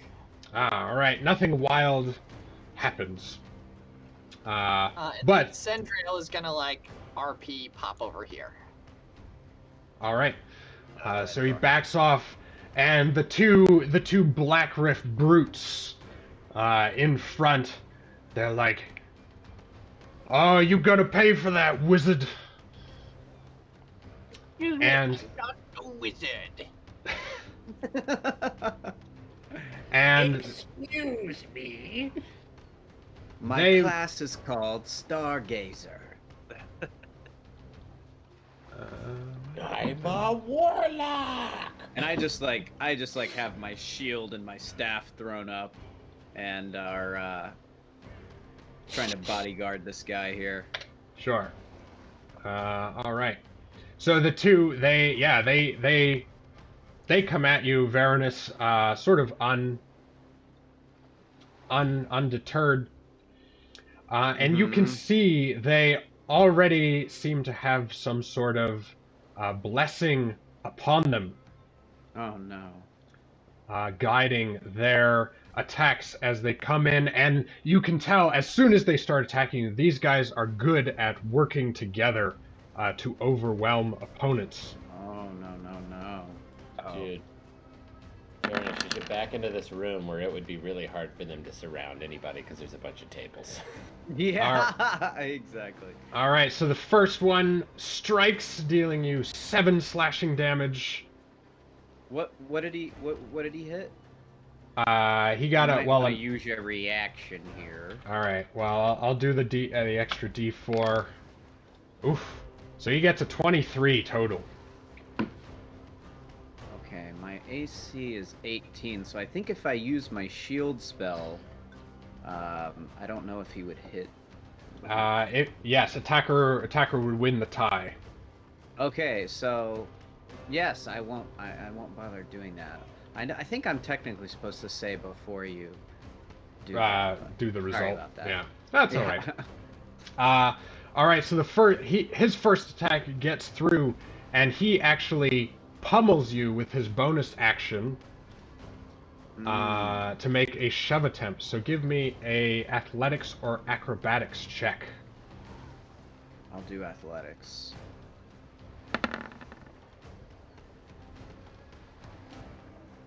Oh, that was the brute.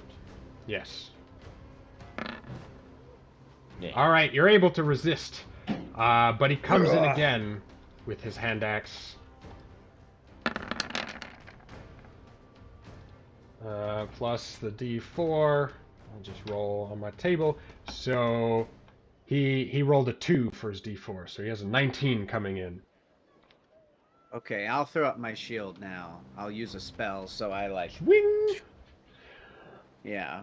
Alright, so your spell deflects his second attack, and I believe it stays up for until the start of my next turn? I think so. Or maybe end of my... Let me see. Yeah, just hit the shield button. Well, this guy's going to come at you with his attacks, so...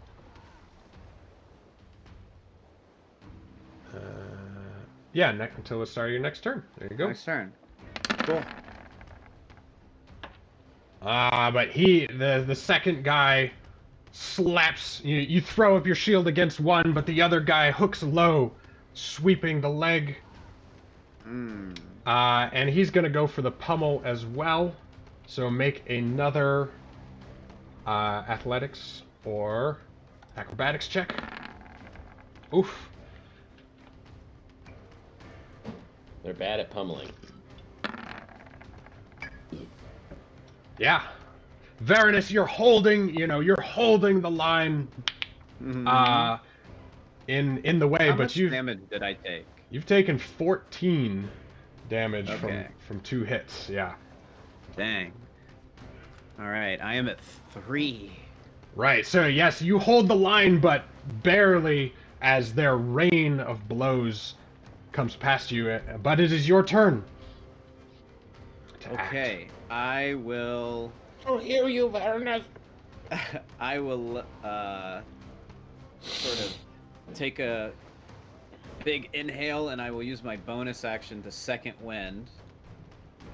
Okay. Nice. So I regain 1d10 plus 1. So I regain 7.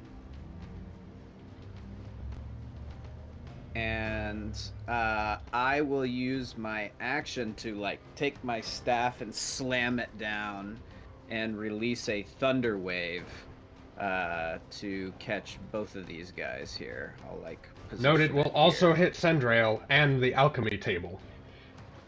If I put it over here. No, because You're a the new thunder wave comes out from you. It originates in your space and goes outward. Oh, all around me. I see. Yeah. Novice wizard, man, you know? Yeah.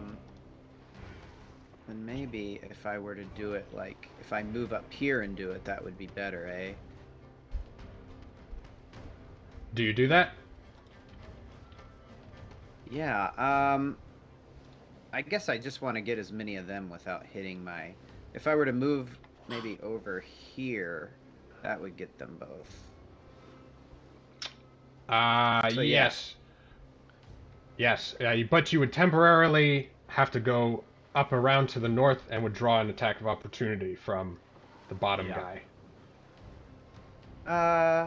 That's okay. I'll do that. Yeah. All right.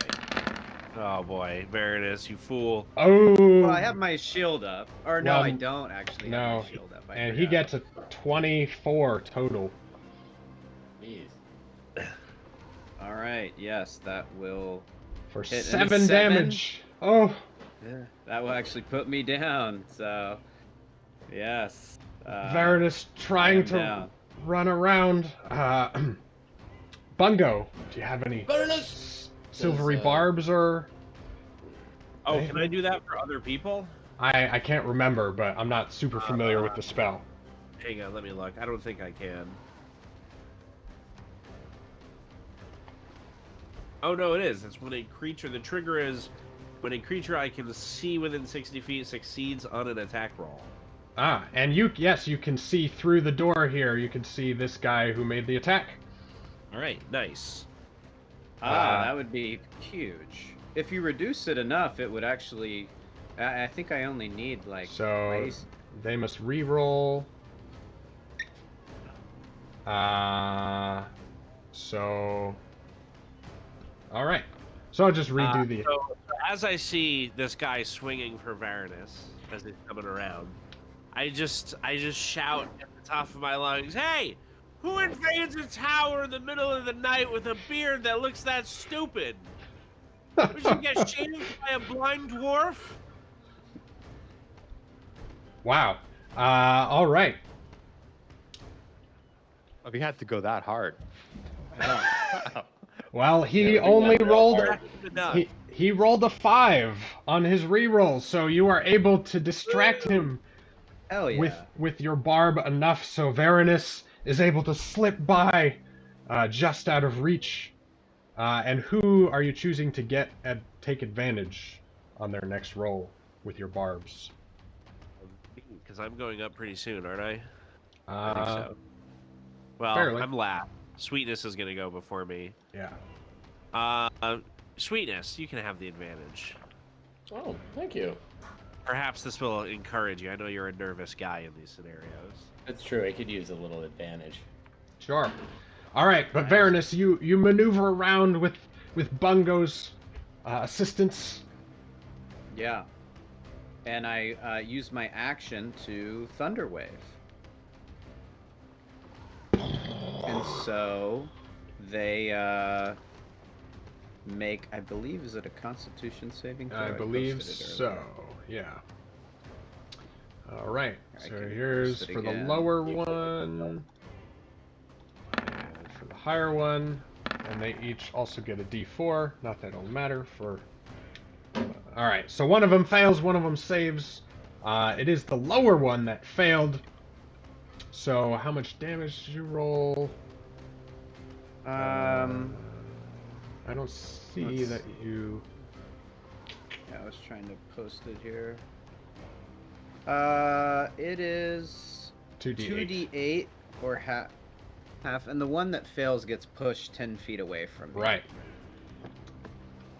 So he slams back into the wall. This guy, he takes 3 for half, so he weathers your blow.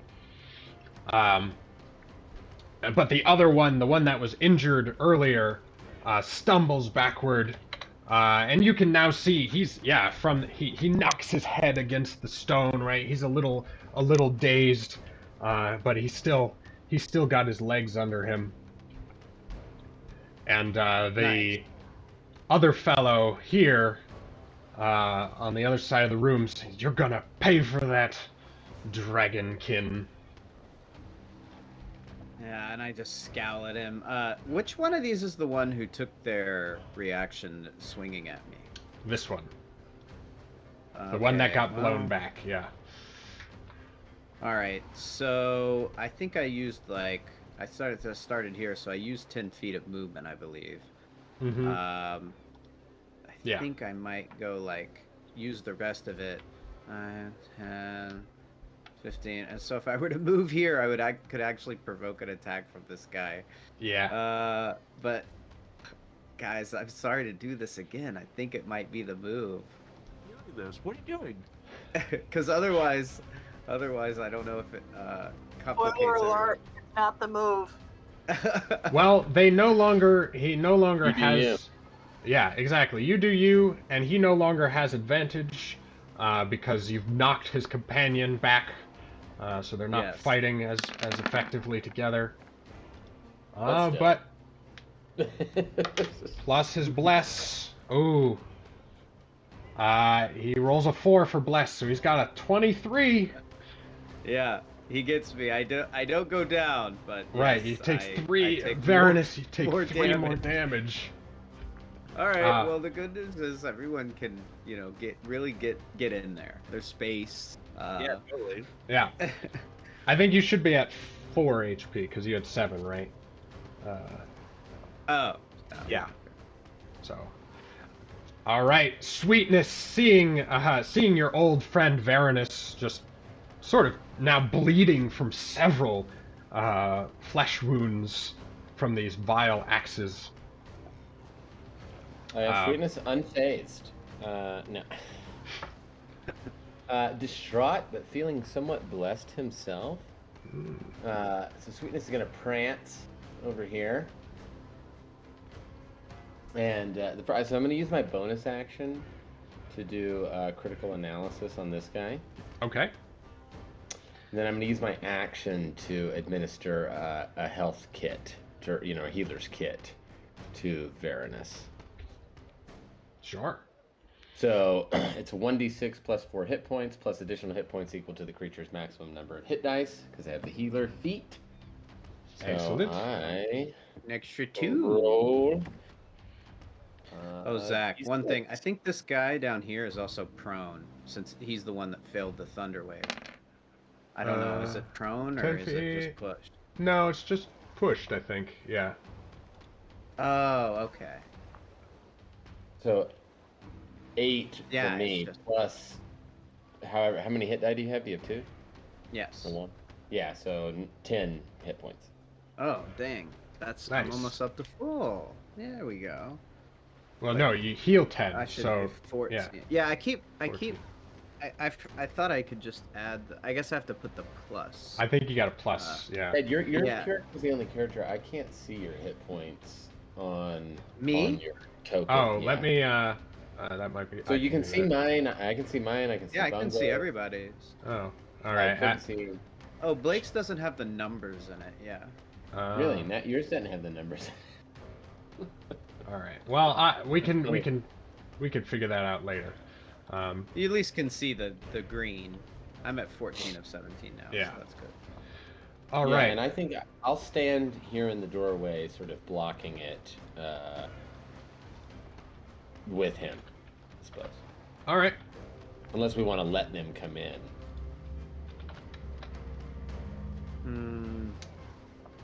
No, it's kind of nice because we have the cover here. All right. Well, You I can think shut that's. the door too. Oh yeah, you Yeah. could shut the door. So yeah, you slam the door. Unfortunately, this old rickety place doesn't. There's no lock on the door.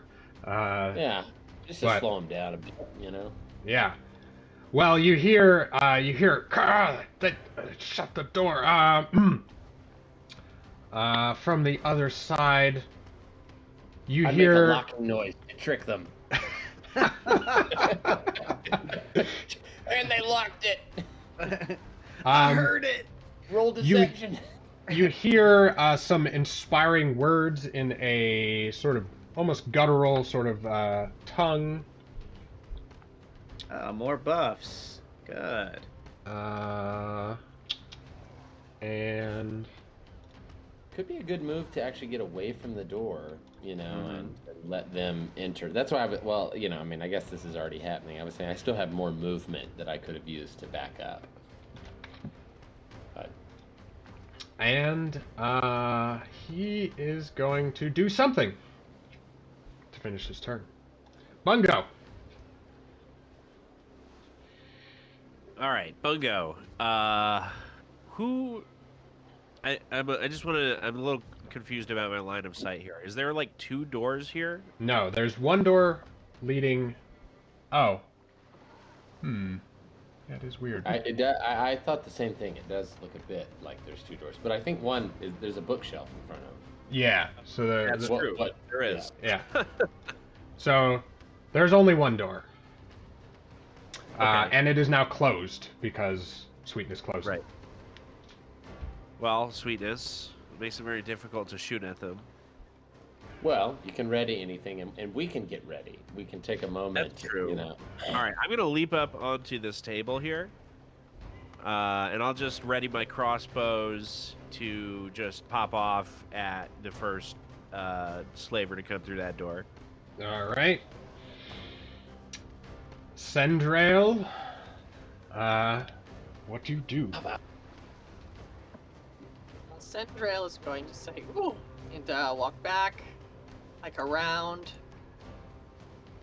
and like hide behind the table here. Mm-hmm. And then ready in action to cast a spell. Same spell he cast last time as soon as somebody comes through the door. All right. Well, you hear some rustling and grunting behind the door. It says the door's locked and enchanted with an unbreakable spell. Don't even bother. We'll see about I'll that. roll deception if I have to. Well, apparently they don't care, and Okay.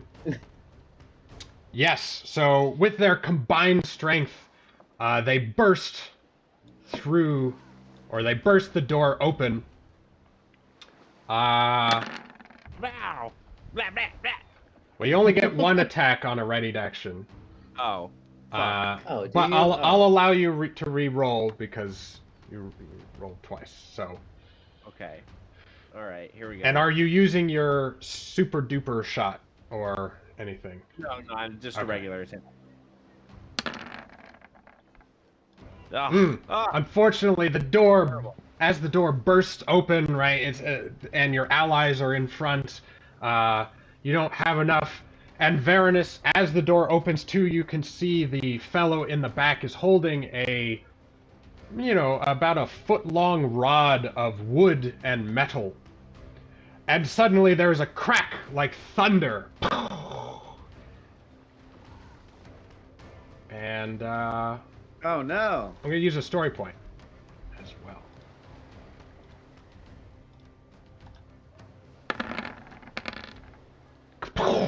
Oh, only 4 damage. But you suddenly feel this peal of thunder echoes through the tower, and pain. Well, are you using shield? I think I've already used both of my spell slots. Oh, I see. Yes. I used right. shield and I used Thunderwave. Yes, so you take 4 piercing damage as just pain blossoms in your chest from some unseen attack, and smoke now comes from the end of his wand, and he's like, "You never met the likes of Doom Powder before." And you can see he grabs this horn, this horn, and starts putting it up to the end of the wand as he does stuff. But Okay. Varanus, now the two Black Rifters are in front of you again. But it's your turn. What does this red dot signify? Is that something? Was he? He was that's the one Sweetness has. I have him critically Oh, analyzed. right. I have analyzed him. Yes. I'll use my bonus action to fire breath these two. I just inhale and let out a cone. Sure. All right. So they, I assume it's a dexterity save. let's see here. Yeah. All right. Well, I think you're supposed to only roll damage or roll it once, but Yeah, I roll it once, right? 2d6. right. Well, it looks like it got triggered twice. Oh, I didn't But realize that. Don't worry, don't worry. All right. So yeah, the first one gets a little toasted from your fire breath. It seems, yeah, you're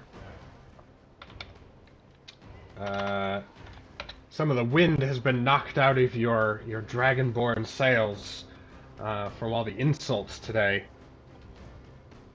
Or perhaps it's the strange lingering magics of Sendrail's tower. That's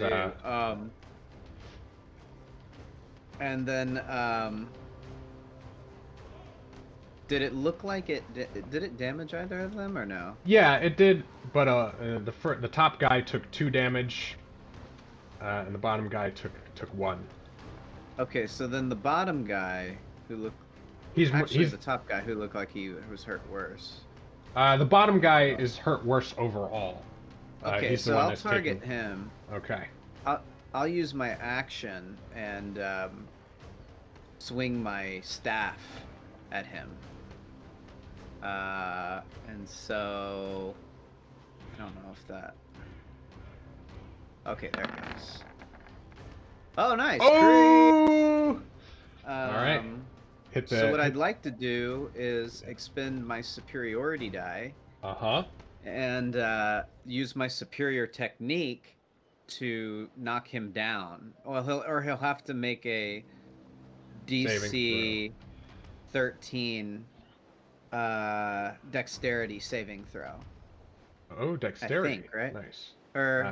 Oh, no. It just says... Oh, strength. Yeah, strength. All right. Well, fortunately for him, he does have sea legs, making him a little bit harder to knock off his feet, but we'll see. Yes, he manages to stay up. Okay. But hit the driftwood staff name, so it'll roll damage for you. I just hit the name? Yes. Well, because the thing is, I got a crit, right? Right. So it would double both dice. Or we're gonna do one full die of each, or remind me how I should roll that. It should roll automatically for the base damage, and then yes, you roll double for the sorry. Our crit rules is you max first damage, right, and you roll an additional. But do I max the first damage of my superiority die and then roll an extra one? No. Okay. Sorry, extra dice are just doubled. Yeah. Gotcha. Yeah. So the basically the staff will do 6 plus 2, so that'll do 8. I think. And then I'll roll an extra 2d6, right? So 8 plus whatever this is from my superiority die. All right. So 13. So 13, yeah. Yeah, and with that tremendous blow, yes, he is able to keep his legs, but you've hit him enough on the head that he then just passes out, and then falls backward. Very much so then injured. With that, I'll use the rest of my movement. I think is the plan we kind of want to move back, I guess? That doesn't seem unwise. It would at least give more, they could then enter the room and we could surround them. And Yeah, so I'll move over here, Zach, and I don't know, maybe I'll just take a glance and see if there's anything handy on this alchemist table. Just flip it over. As I move around it, yeah, like, is there an alchemist fire or something that it's like, oh, Or if I were to use a story point, Would I Yeah. have could an I action? say Ah. that there was? I was also Sure. gonna say I never did an investigation check, but Mm. you know, I was like, oh, You, among things I would have been interested in. Would I have seen anything? yeah. So I don't think Sandrea would dabble in alchemist fire, but there would be say 2 vials of acid that Alright. are And then a there. story point, and then I can be like, there are 2 vials of acid right there. Sure. Yeah. However, you backing up does give him another chance, and with his blessing, he gets a 19 at you, That's- Varanus. Yeah. Okay, so another 3. Another 3 damage. I gotcha. What are you at? 7 of 17. All right, Varanus dashes away, and you're able to scoop up one of those vials of acid. If you want. Yes, I will scoop up a vial of acid. All right, sweetness. So I'm going to attack my critically analyzed target. Let me see. There's no...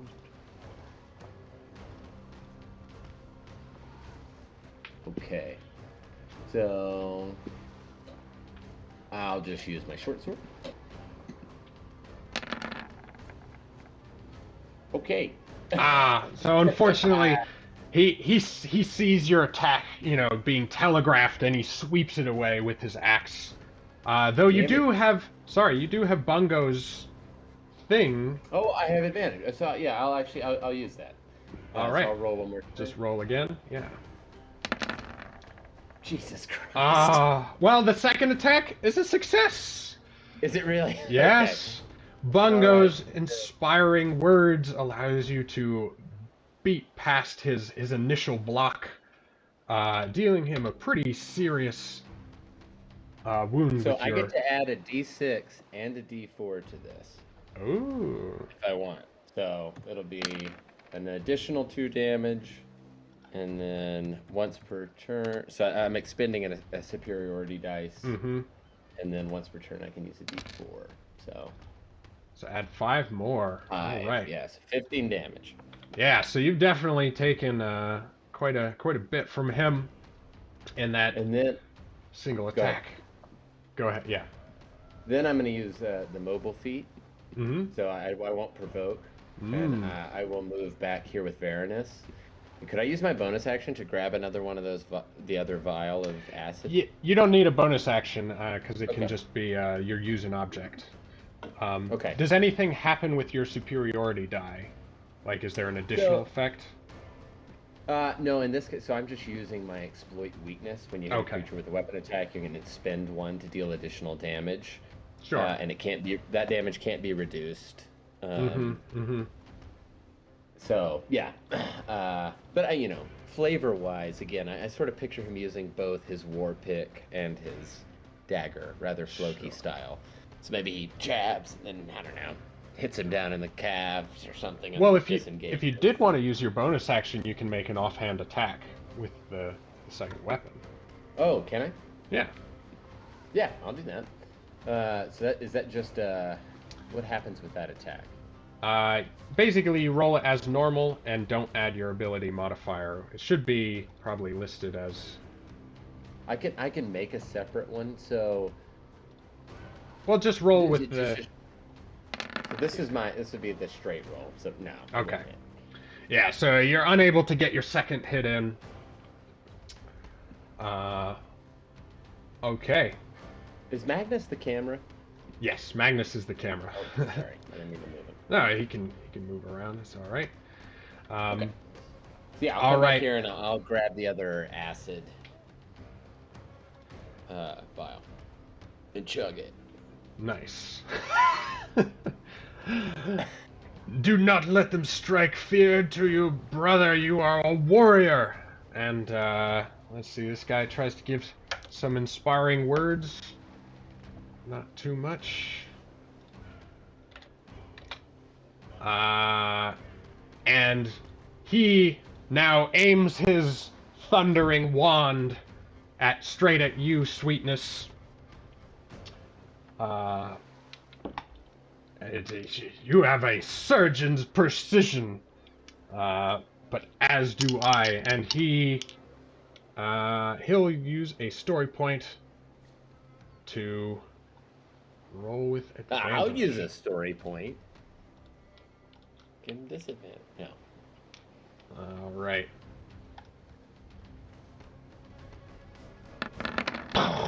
Thunder erupts. Ooh, only a 13 plus. Hold on, he gets his D4.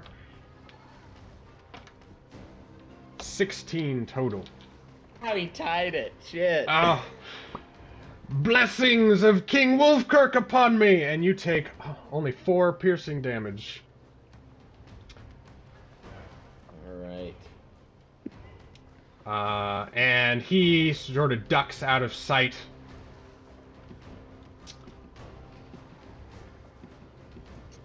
Bungo! Do I have eyes on this guy? Yes. Okay, Yeah, he's in the door frame. cool. All right, so I'm just gonna reload and pop, pop. Oh, this time your shots sail in for... Yeah, you hit with both of them. Nice. So for 6 Oh, damage. Yeah. Yeah, and you fill him with a couple quills, but he's still standing there, but he looks now a little bit worried with his downed comrade beside him. Had enough yet, tall man? He growls at you.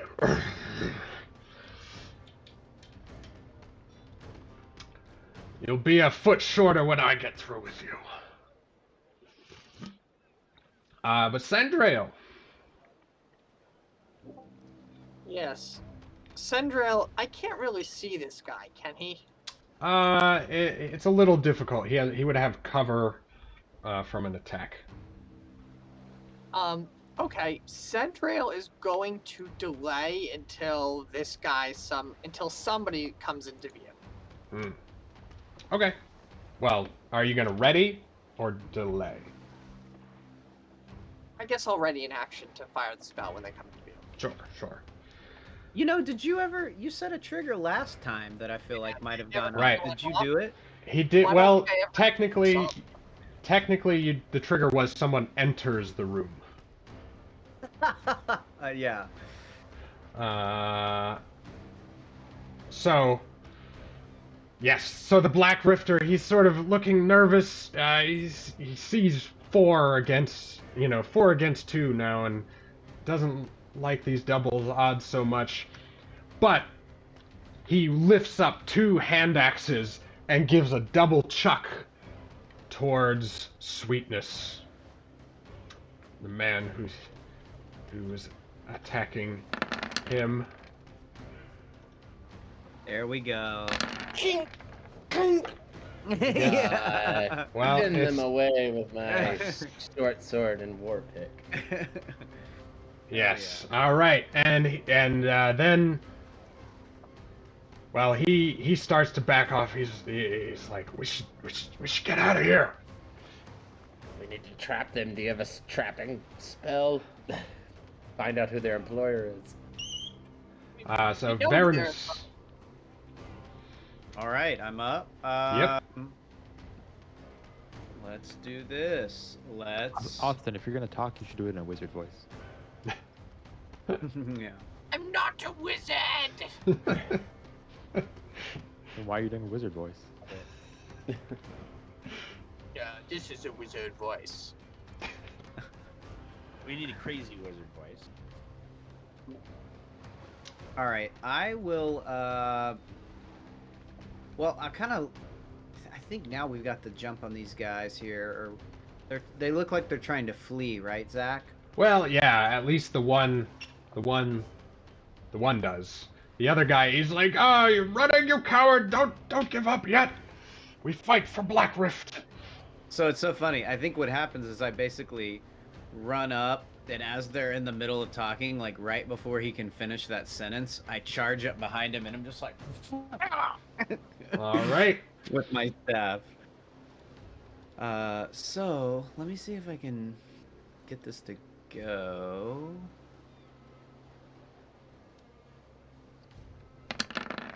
There you go. I switched your Nice. settings so it auto rolls the damage now. Just yeah, Thank you. and you come in with a very solid crack against this guy. Dealing 7 damage.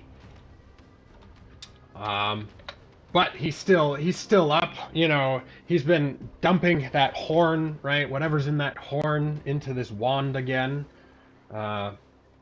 And as you enter this room now, there's this smoke in the air.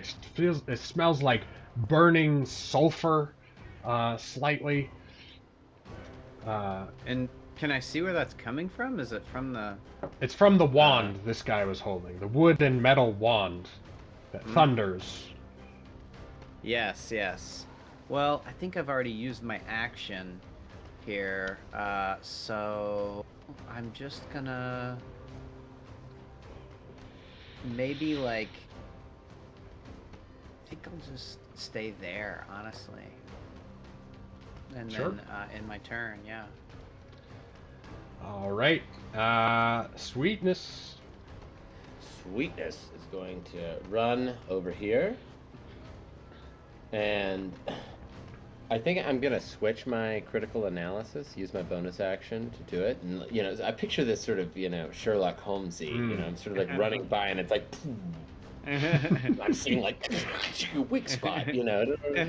Yeah, So he recently went to the barber and got a cut back here on the... and then, yeah, I'll do an attack on this guy. So I was great. just curious. Mm-hmm. Are we doing called shots of any kind? Like if I wanted Yes. to try to In the homebrew rules, you take disadvantage to inflict either blinded, poisoned, deafened conditions. Yeah. So I didn't want to do any of those. I wanted to see if I could slow him down. You know. Oh, sure. My Yeah, you can interest also is in- reduce by half. Yeah. Yeah, reduce speed or something like that. So, where are we story point? You have a lot. I think Okay, 5. I'm gonna use one to just negate, so it's a normal roll, and then Smart. let's see, determine use. So let me ask one more question. So Sure, for sure. the critical analysis, it says once per turn, when you use a maneuver targeting your analyzed target, you can roll an additional d4 and add the number rolled to the total. Mm-hmm. So I've been adding that to the damage. Is that? Oh, Or is it supposed no. to be at? I think it's the attack roll. Okay, Yeah. That's what I just thought about. That's You okay. guys should subtract 3 damage from the other guy. Don't worry about it. Okay, so I might also use that.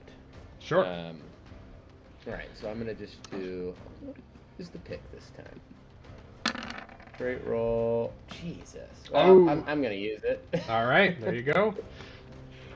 Roll d4. All right. Excellent. So, All right, yes, very- you critically analyze your way past his defenses, right? His hands are a little full, and he tries to dodge, but you're That's able rad. to pierce, and so yes, you reduce his speed by half for the next, for his next turn. He seems like the leader, right? Yes, at least as far as this group. Oh, and I went. forgot. I still have just a thing of acid in my hand. But I won't do anything with that, I guess. I'll Sure. wait. All right. So he takes 6 Hopefully- damage overall. Yes. Actually, you know what? Screw it. I'll use a superiority die, so that knocks me down. I'll just have 1 left, so I'll roll an extra d6 for damage. All right. Okay. Ooh. All right. Gotta have something. He's like, All right. So you charging up and cutting him in the back of the leg. Right. He could feel his leg is weak. He sees the writing on the wall, and he's like, "Go." He barks something out in their native tongue. And then he throws his powder horn to the ground. Black powder spills out of this horn, and he holds down his wand, and he says, "You will not defeat Black Rift today!" And he pulls on the wand,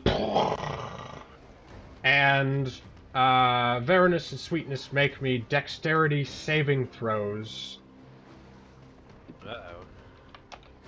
Okay. So And he shoves the guy behind him back down the stairs. I'd like to use. Yeah, go ahead, Blake. no, you go ahead. Go ahead. You started. I want to use my one of my spirit points from my tome to add a D4 to this. All right, so my total was 9.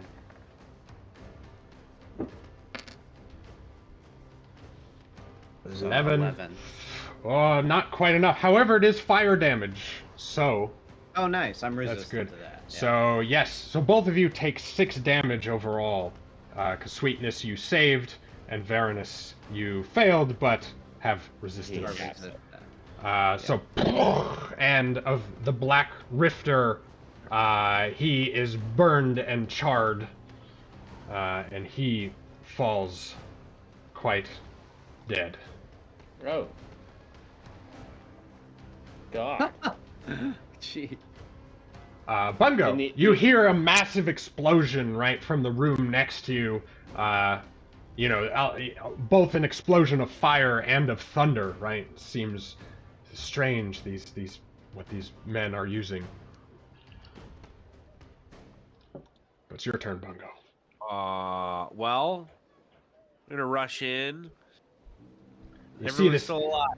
Yes, everyone's still standing, but there's this thick smoke that smells again of sulfur and burned flesh. Yes. Okay. And the other guy has disappeared. Though Varanus and Sweetness saw him getting like shoved down the stairs, basically, by his comrade. All right. Well, I'm gonna try and go see if I can get eyes on him around the staircase. Yeah. So, but you'll need to dash to do it, because 25 feet brought you to like here. Yeah. All right. Sure. Why not? I'll dash after him. All right. So you start careening down the stairs, and yeah, you only go down another 5 or 10 feet before you see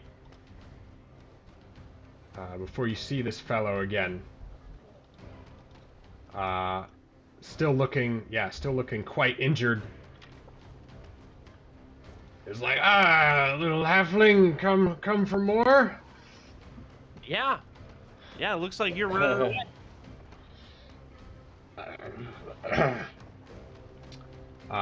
What do you do? So you're Not out of action. Oh, right, you're out of actions. You do have a bonus action, but I don't know if you. I am just here for more. All right, Centrail. Centrail is going to say, "Do not let them escape. They know too much." And Start packing your things to the ship. can he see anybody as they go down the stairs here? No, because it's a tight spiral stair, so it's you need to be really in the staircase to see anyone. Okay, so Zach, what I'm going to do next round, lest they run away, is he's going to try to make his way to a window so he can shoot them. Sure. Yeah, so the front door leads out that way, so if you go to this window, you'd be able to, shoot out. All right. Well, the Black Rifter, he, did you pull out any melee weapons, Bungo? as you were going down? No, not really. All right. So he sees your lack of applicable weapon, and so he's just, "Hi, you're not gonna, I don't, you're not gonna stop me, little man." And he just continues to run down the stairs. And he's dashing out of the tower. Sendrail, you get a beat on him. All right, Sendrail is going to. He's gonna hit a. He's gonna use a story point on this. Power word kill. Shoot this with fire. All right. Nice. Whew. Yeah, and you toast this guy. And yeah, you just throw this orb. Do we have Roll the me. option to bring him to 0? Or... Not with I thought with that roll. wanted to... Okay. I mean, that's and also roll a d20 for some chaos, wild magic. All right, nothing chaotic happens. We smoked those fools. Of the three, Sweetness, you think this guy would be the most revivable? Okay, Yeah. I will do that. If that's the moment that we're at.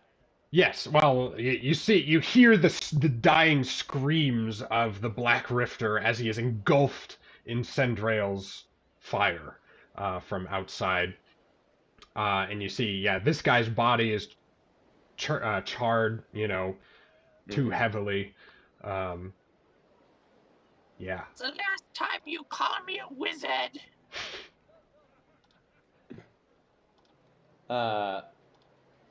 If his body, yeah, one thought I had was that we might check the body, I don't know, for any notes or anything, but if he was pretty thoroughly burned.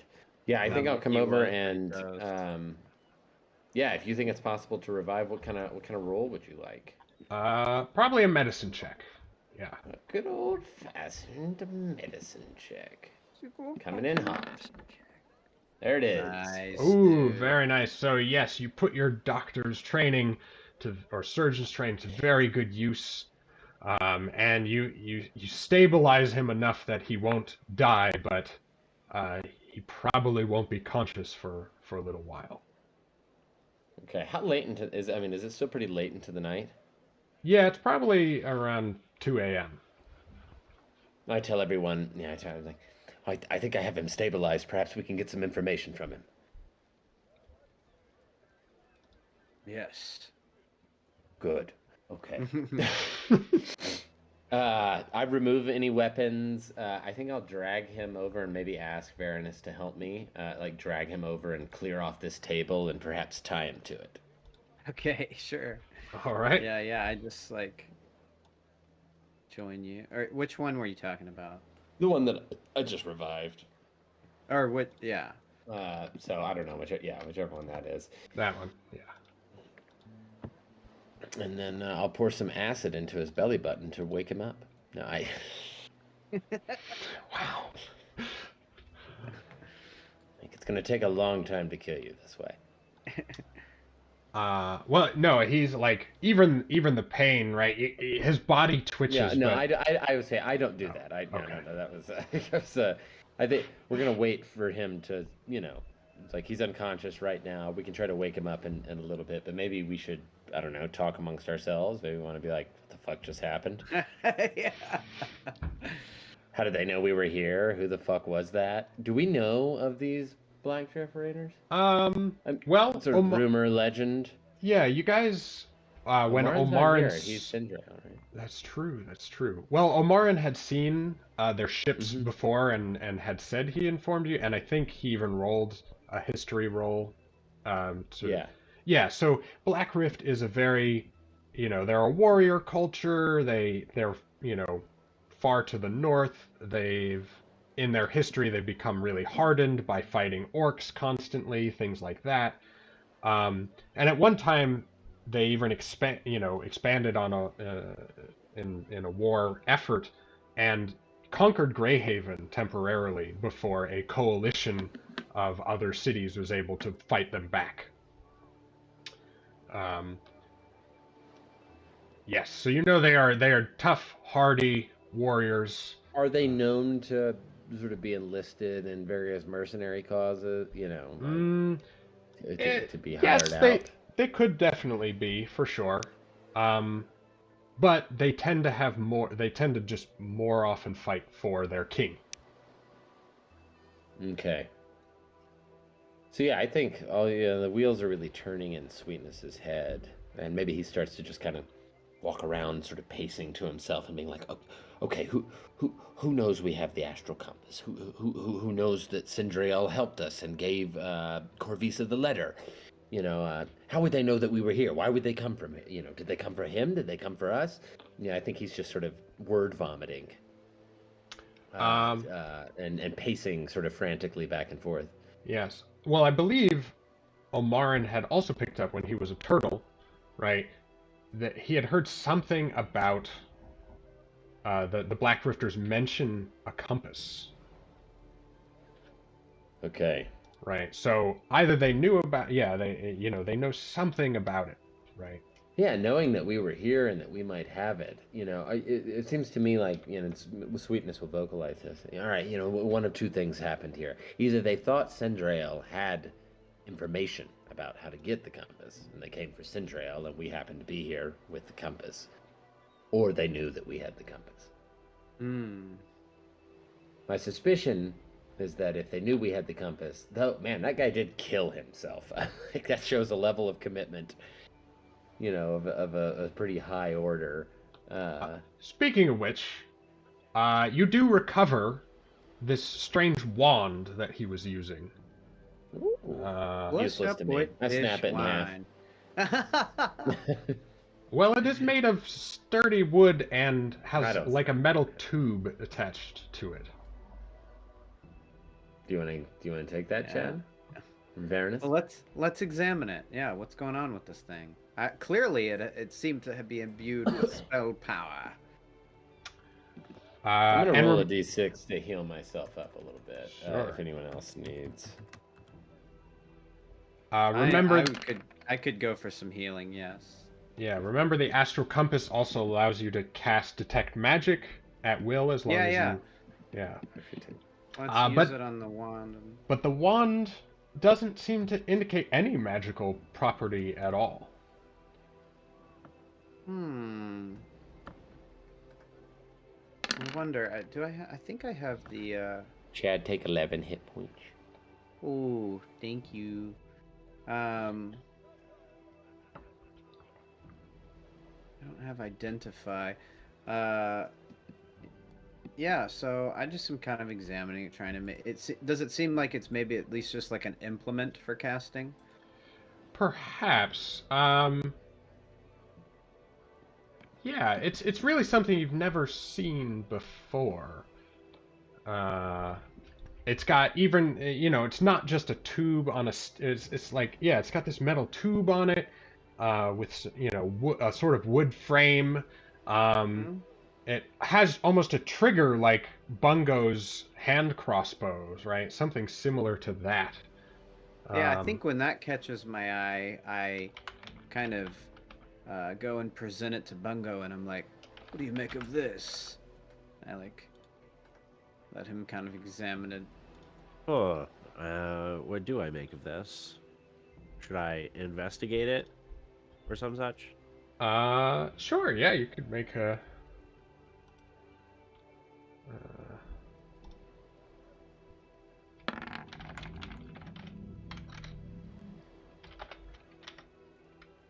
let's see. 14?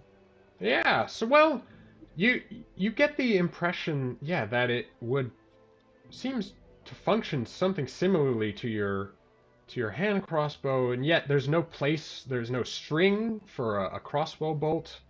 There's no, arm like a crossbow. It's very, very strange. Oh.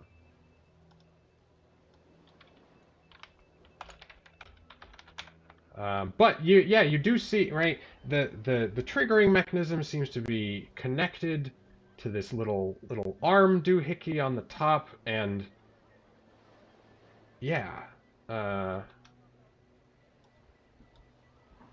you try it out? Well, yeah. I mean, you pull it back and it clicks, but nothing happens. Oh. Yeah. I don't know. It seems broke. And just to, let's see, items. I'll just put in the picture of it now, so we can.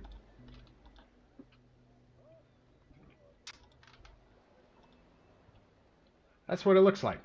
This Black Rift wand. Yeah. No, I don't get it. Maybe there's Wand seems like the wrong word for that implement. Well, that's funny. That's what it looked like. A wand. That's how it. shoots Yeah. What is this one? thunder and lightning. I love it. That's cool. That was a nice moment. But I think realizing that it doesn't look like the standard one. Yeah, perhaps Sweetness would be more interested than he has been been being. Right. Yeah, I think seeing that this is a sort of a physical mechanism. I think he might want to examine it and. How many of these did we find? It just looked like the one leader guy had it. Yeah, so it's just a single one. And you do remember, right? He was pouring, right, something out of a horn, right, into it. But that's all. That's what he dumped on the ground. Okay, how funny! That was really nicely done, Zach. That really was. I had total buy-in. Sorry, I thought I was losing my mind this whole time. I was like, I just thought it was all like, magic. I wasn't looking at pictures. Like I was just like listening, being like, I know, like, you get, yeah, yep. Do you want to make an investigation roll, Sweetness? I will, yeah, sure. As always, Sweetness on the ball. With yeah, investigation. You get the impression, right? Whatever was being poured into it, right? You remember the smell now that assaulted your nose, right, from that smoke that was left over.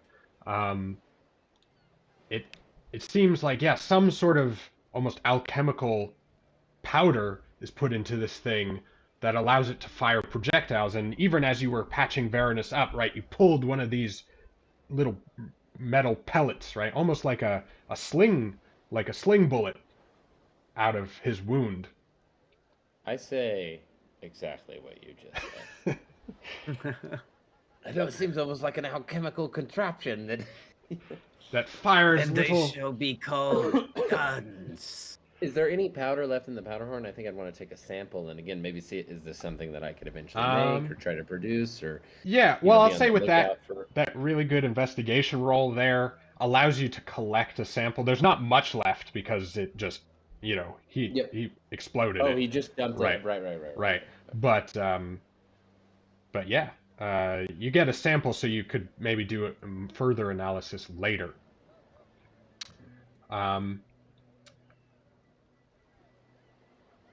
But yeah, as the night wears on, right, you're all kind of feeling after this day of investigation.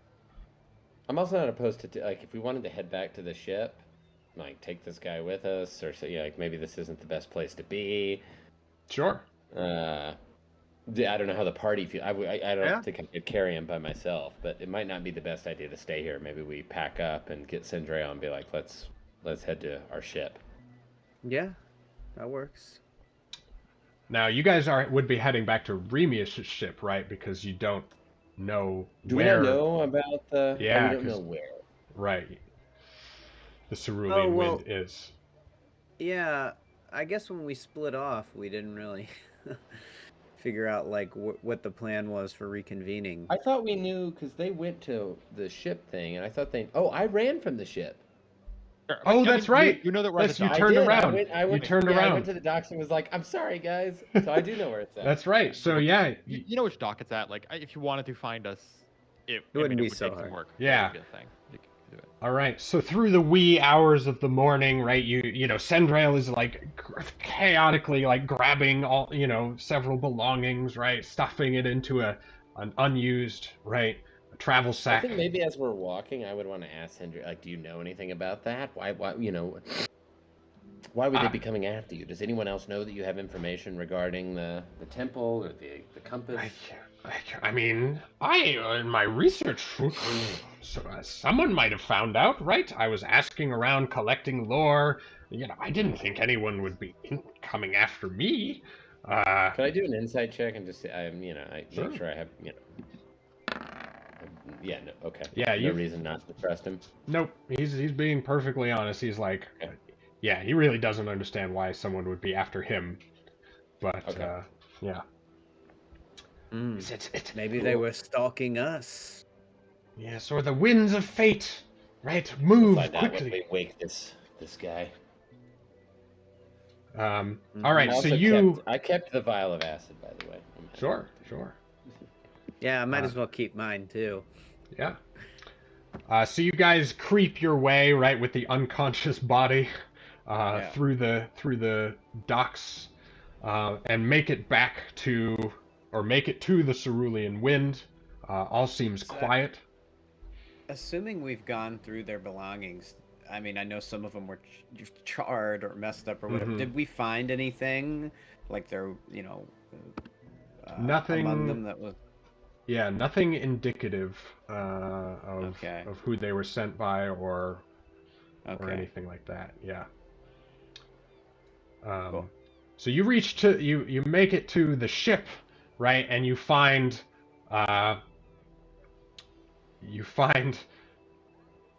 both Omarin and Kylam unconscious, right, in the hammocks below decks, and you can smell from their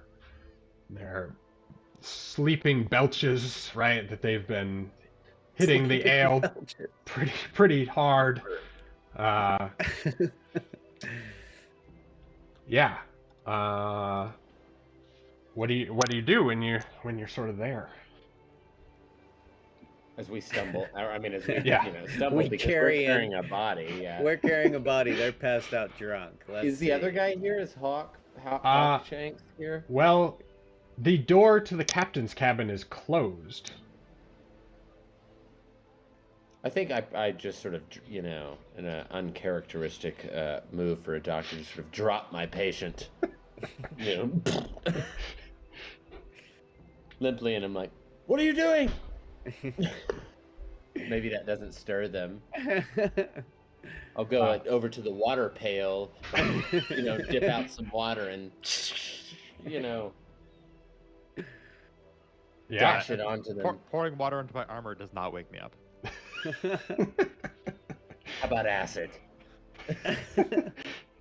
He's like, "Give me your belly button." I take my short sword and I ting ting ting ting ting ting ting. Hey, who's out there? Who's on the ship? And you see I hear that from the captain's quarters. Yeah, from the captain. Well, the captain's door is now flung open, and you see the peg-legged figure. What are you doing on this ship? I have my sword out for terror. Like, who the hell are you? I am Herr Hawkshaw, and you are. I am working for the new owners of the ship. We're friends of theirs, and I point to the passed out drunks. No, I said, we are the owners of this ship. That too. Oh, well, and he looks over, and what about him? Pointing to the body. The limp body. He is a Black Rifter. Are you working with Black Rift? Does it look like we're working with him? He's pretty bloodied and beat up.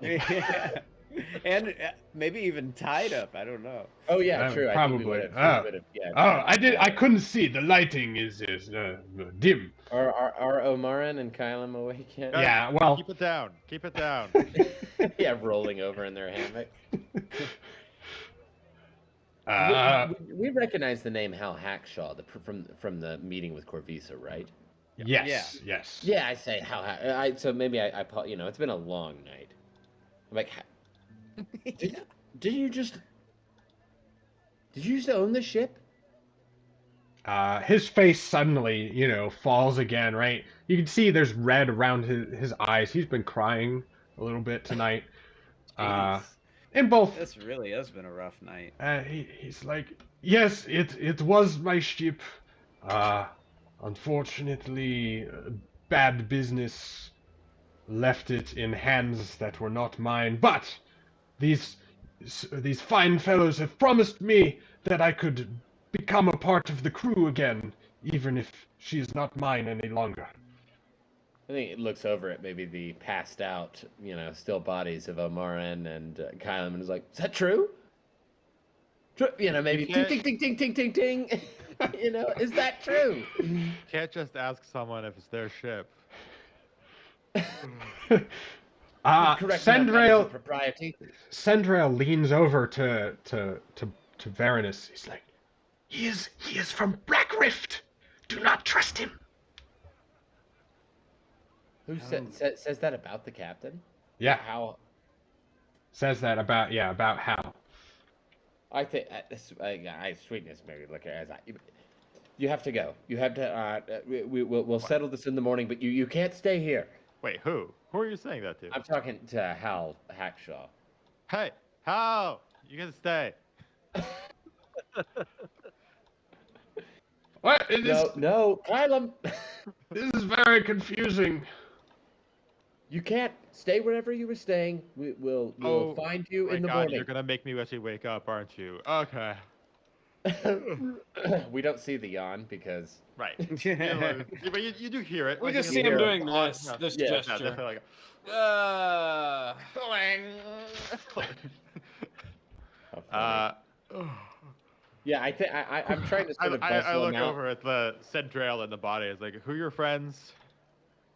We'll explain everything momentarily. I'm kind of like physically trying to sort of guide how it'd be like, fine. We'll get with you we'll contact you in the morning, and settle all this then. No. In the What are you meantime, doing? Why are you kicking him out? This is his ship. I mean, it was his ship. Maybe his ship for like another. It was his ship like 2 hours ago. He's got squatters' rights. Come on. We'll explain. Almarin's gonna stir a little bit and say, "Baroness, you're a wizard. Can you cast silence on this whole fucking party?" Unfortunately, I don't know that one yet. I burned all my spell slots. I have a long way to go to master.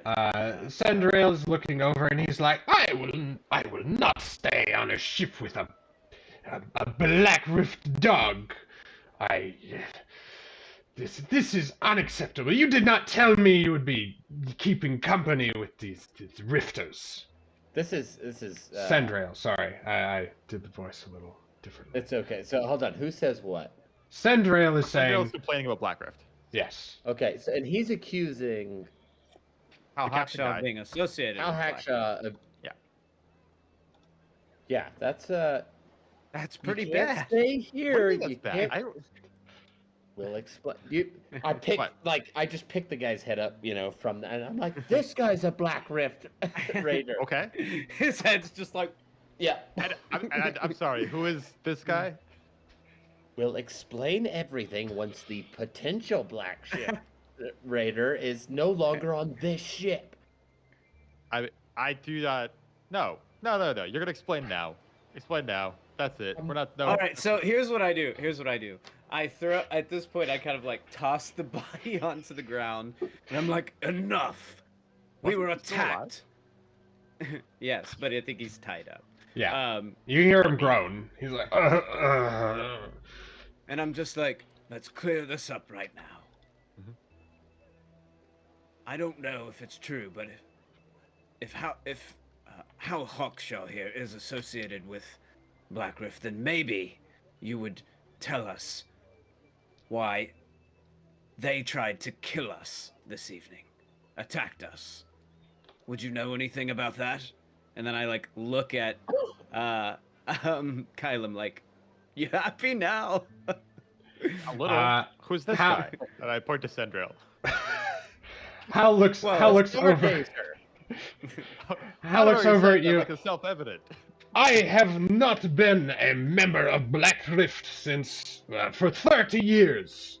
Yes, I was born there, I was raised there, but I turned my back on my country and my country fellows long ago. That is not Now good you're enough. jerk. Does he have any weapons? Yes.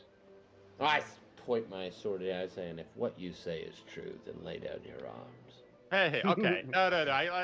I'm getting in the middle of this. Hang on. No swords. No swords. Everybody swords down. Everybody be chill. He's real bold after his first successful fight. Yeah. Hang on. I'm not. I'm It's that extremely one not afraid advantage of that using that the one sword. advantage that Bungo gave him. He's like, He's like, I am a fucking god. Sweetness. Put down the sword before you hurt yourself. It'll be okay. We're all chill. No, Listen, down. I think down. we all need to consider that ever since this compass entered the equation, we have attracted an incredible amount of danger. We don't know who we can trust here. And I kind of look over at, Kylam and Omarin, because I haven't literally spent any time around this guy. And I'm just like, you trust him? I shrug. Okay. Sendrill's like, gesture.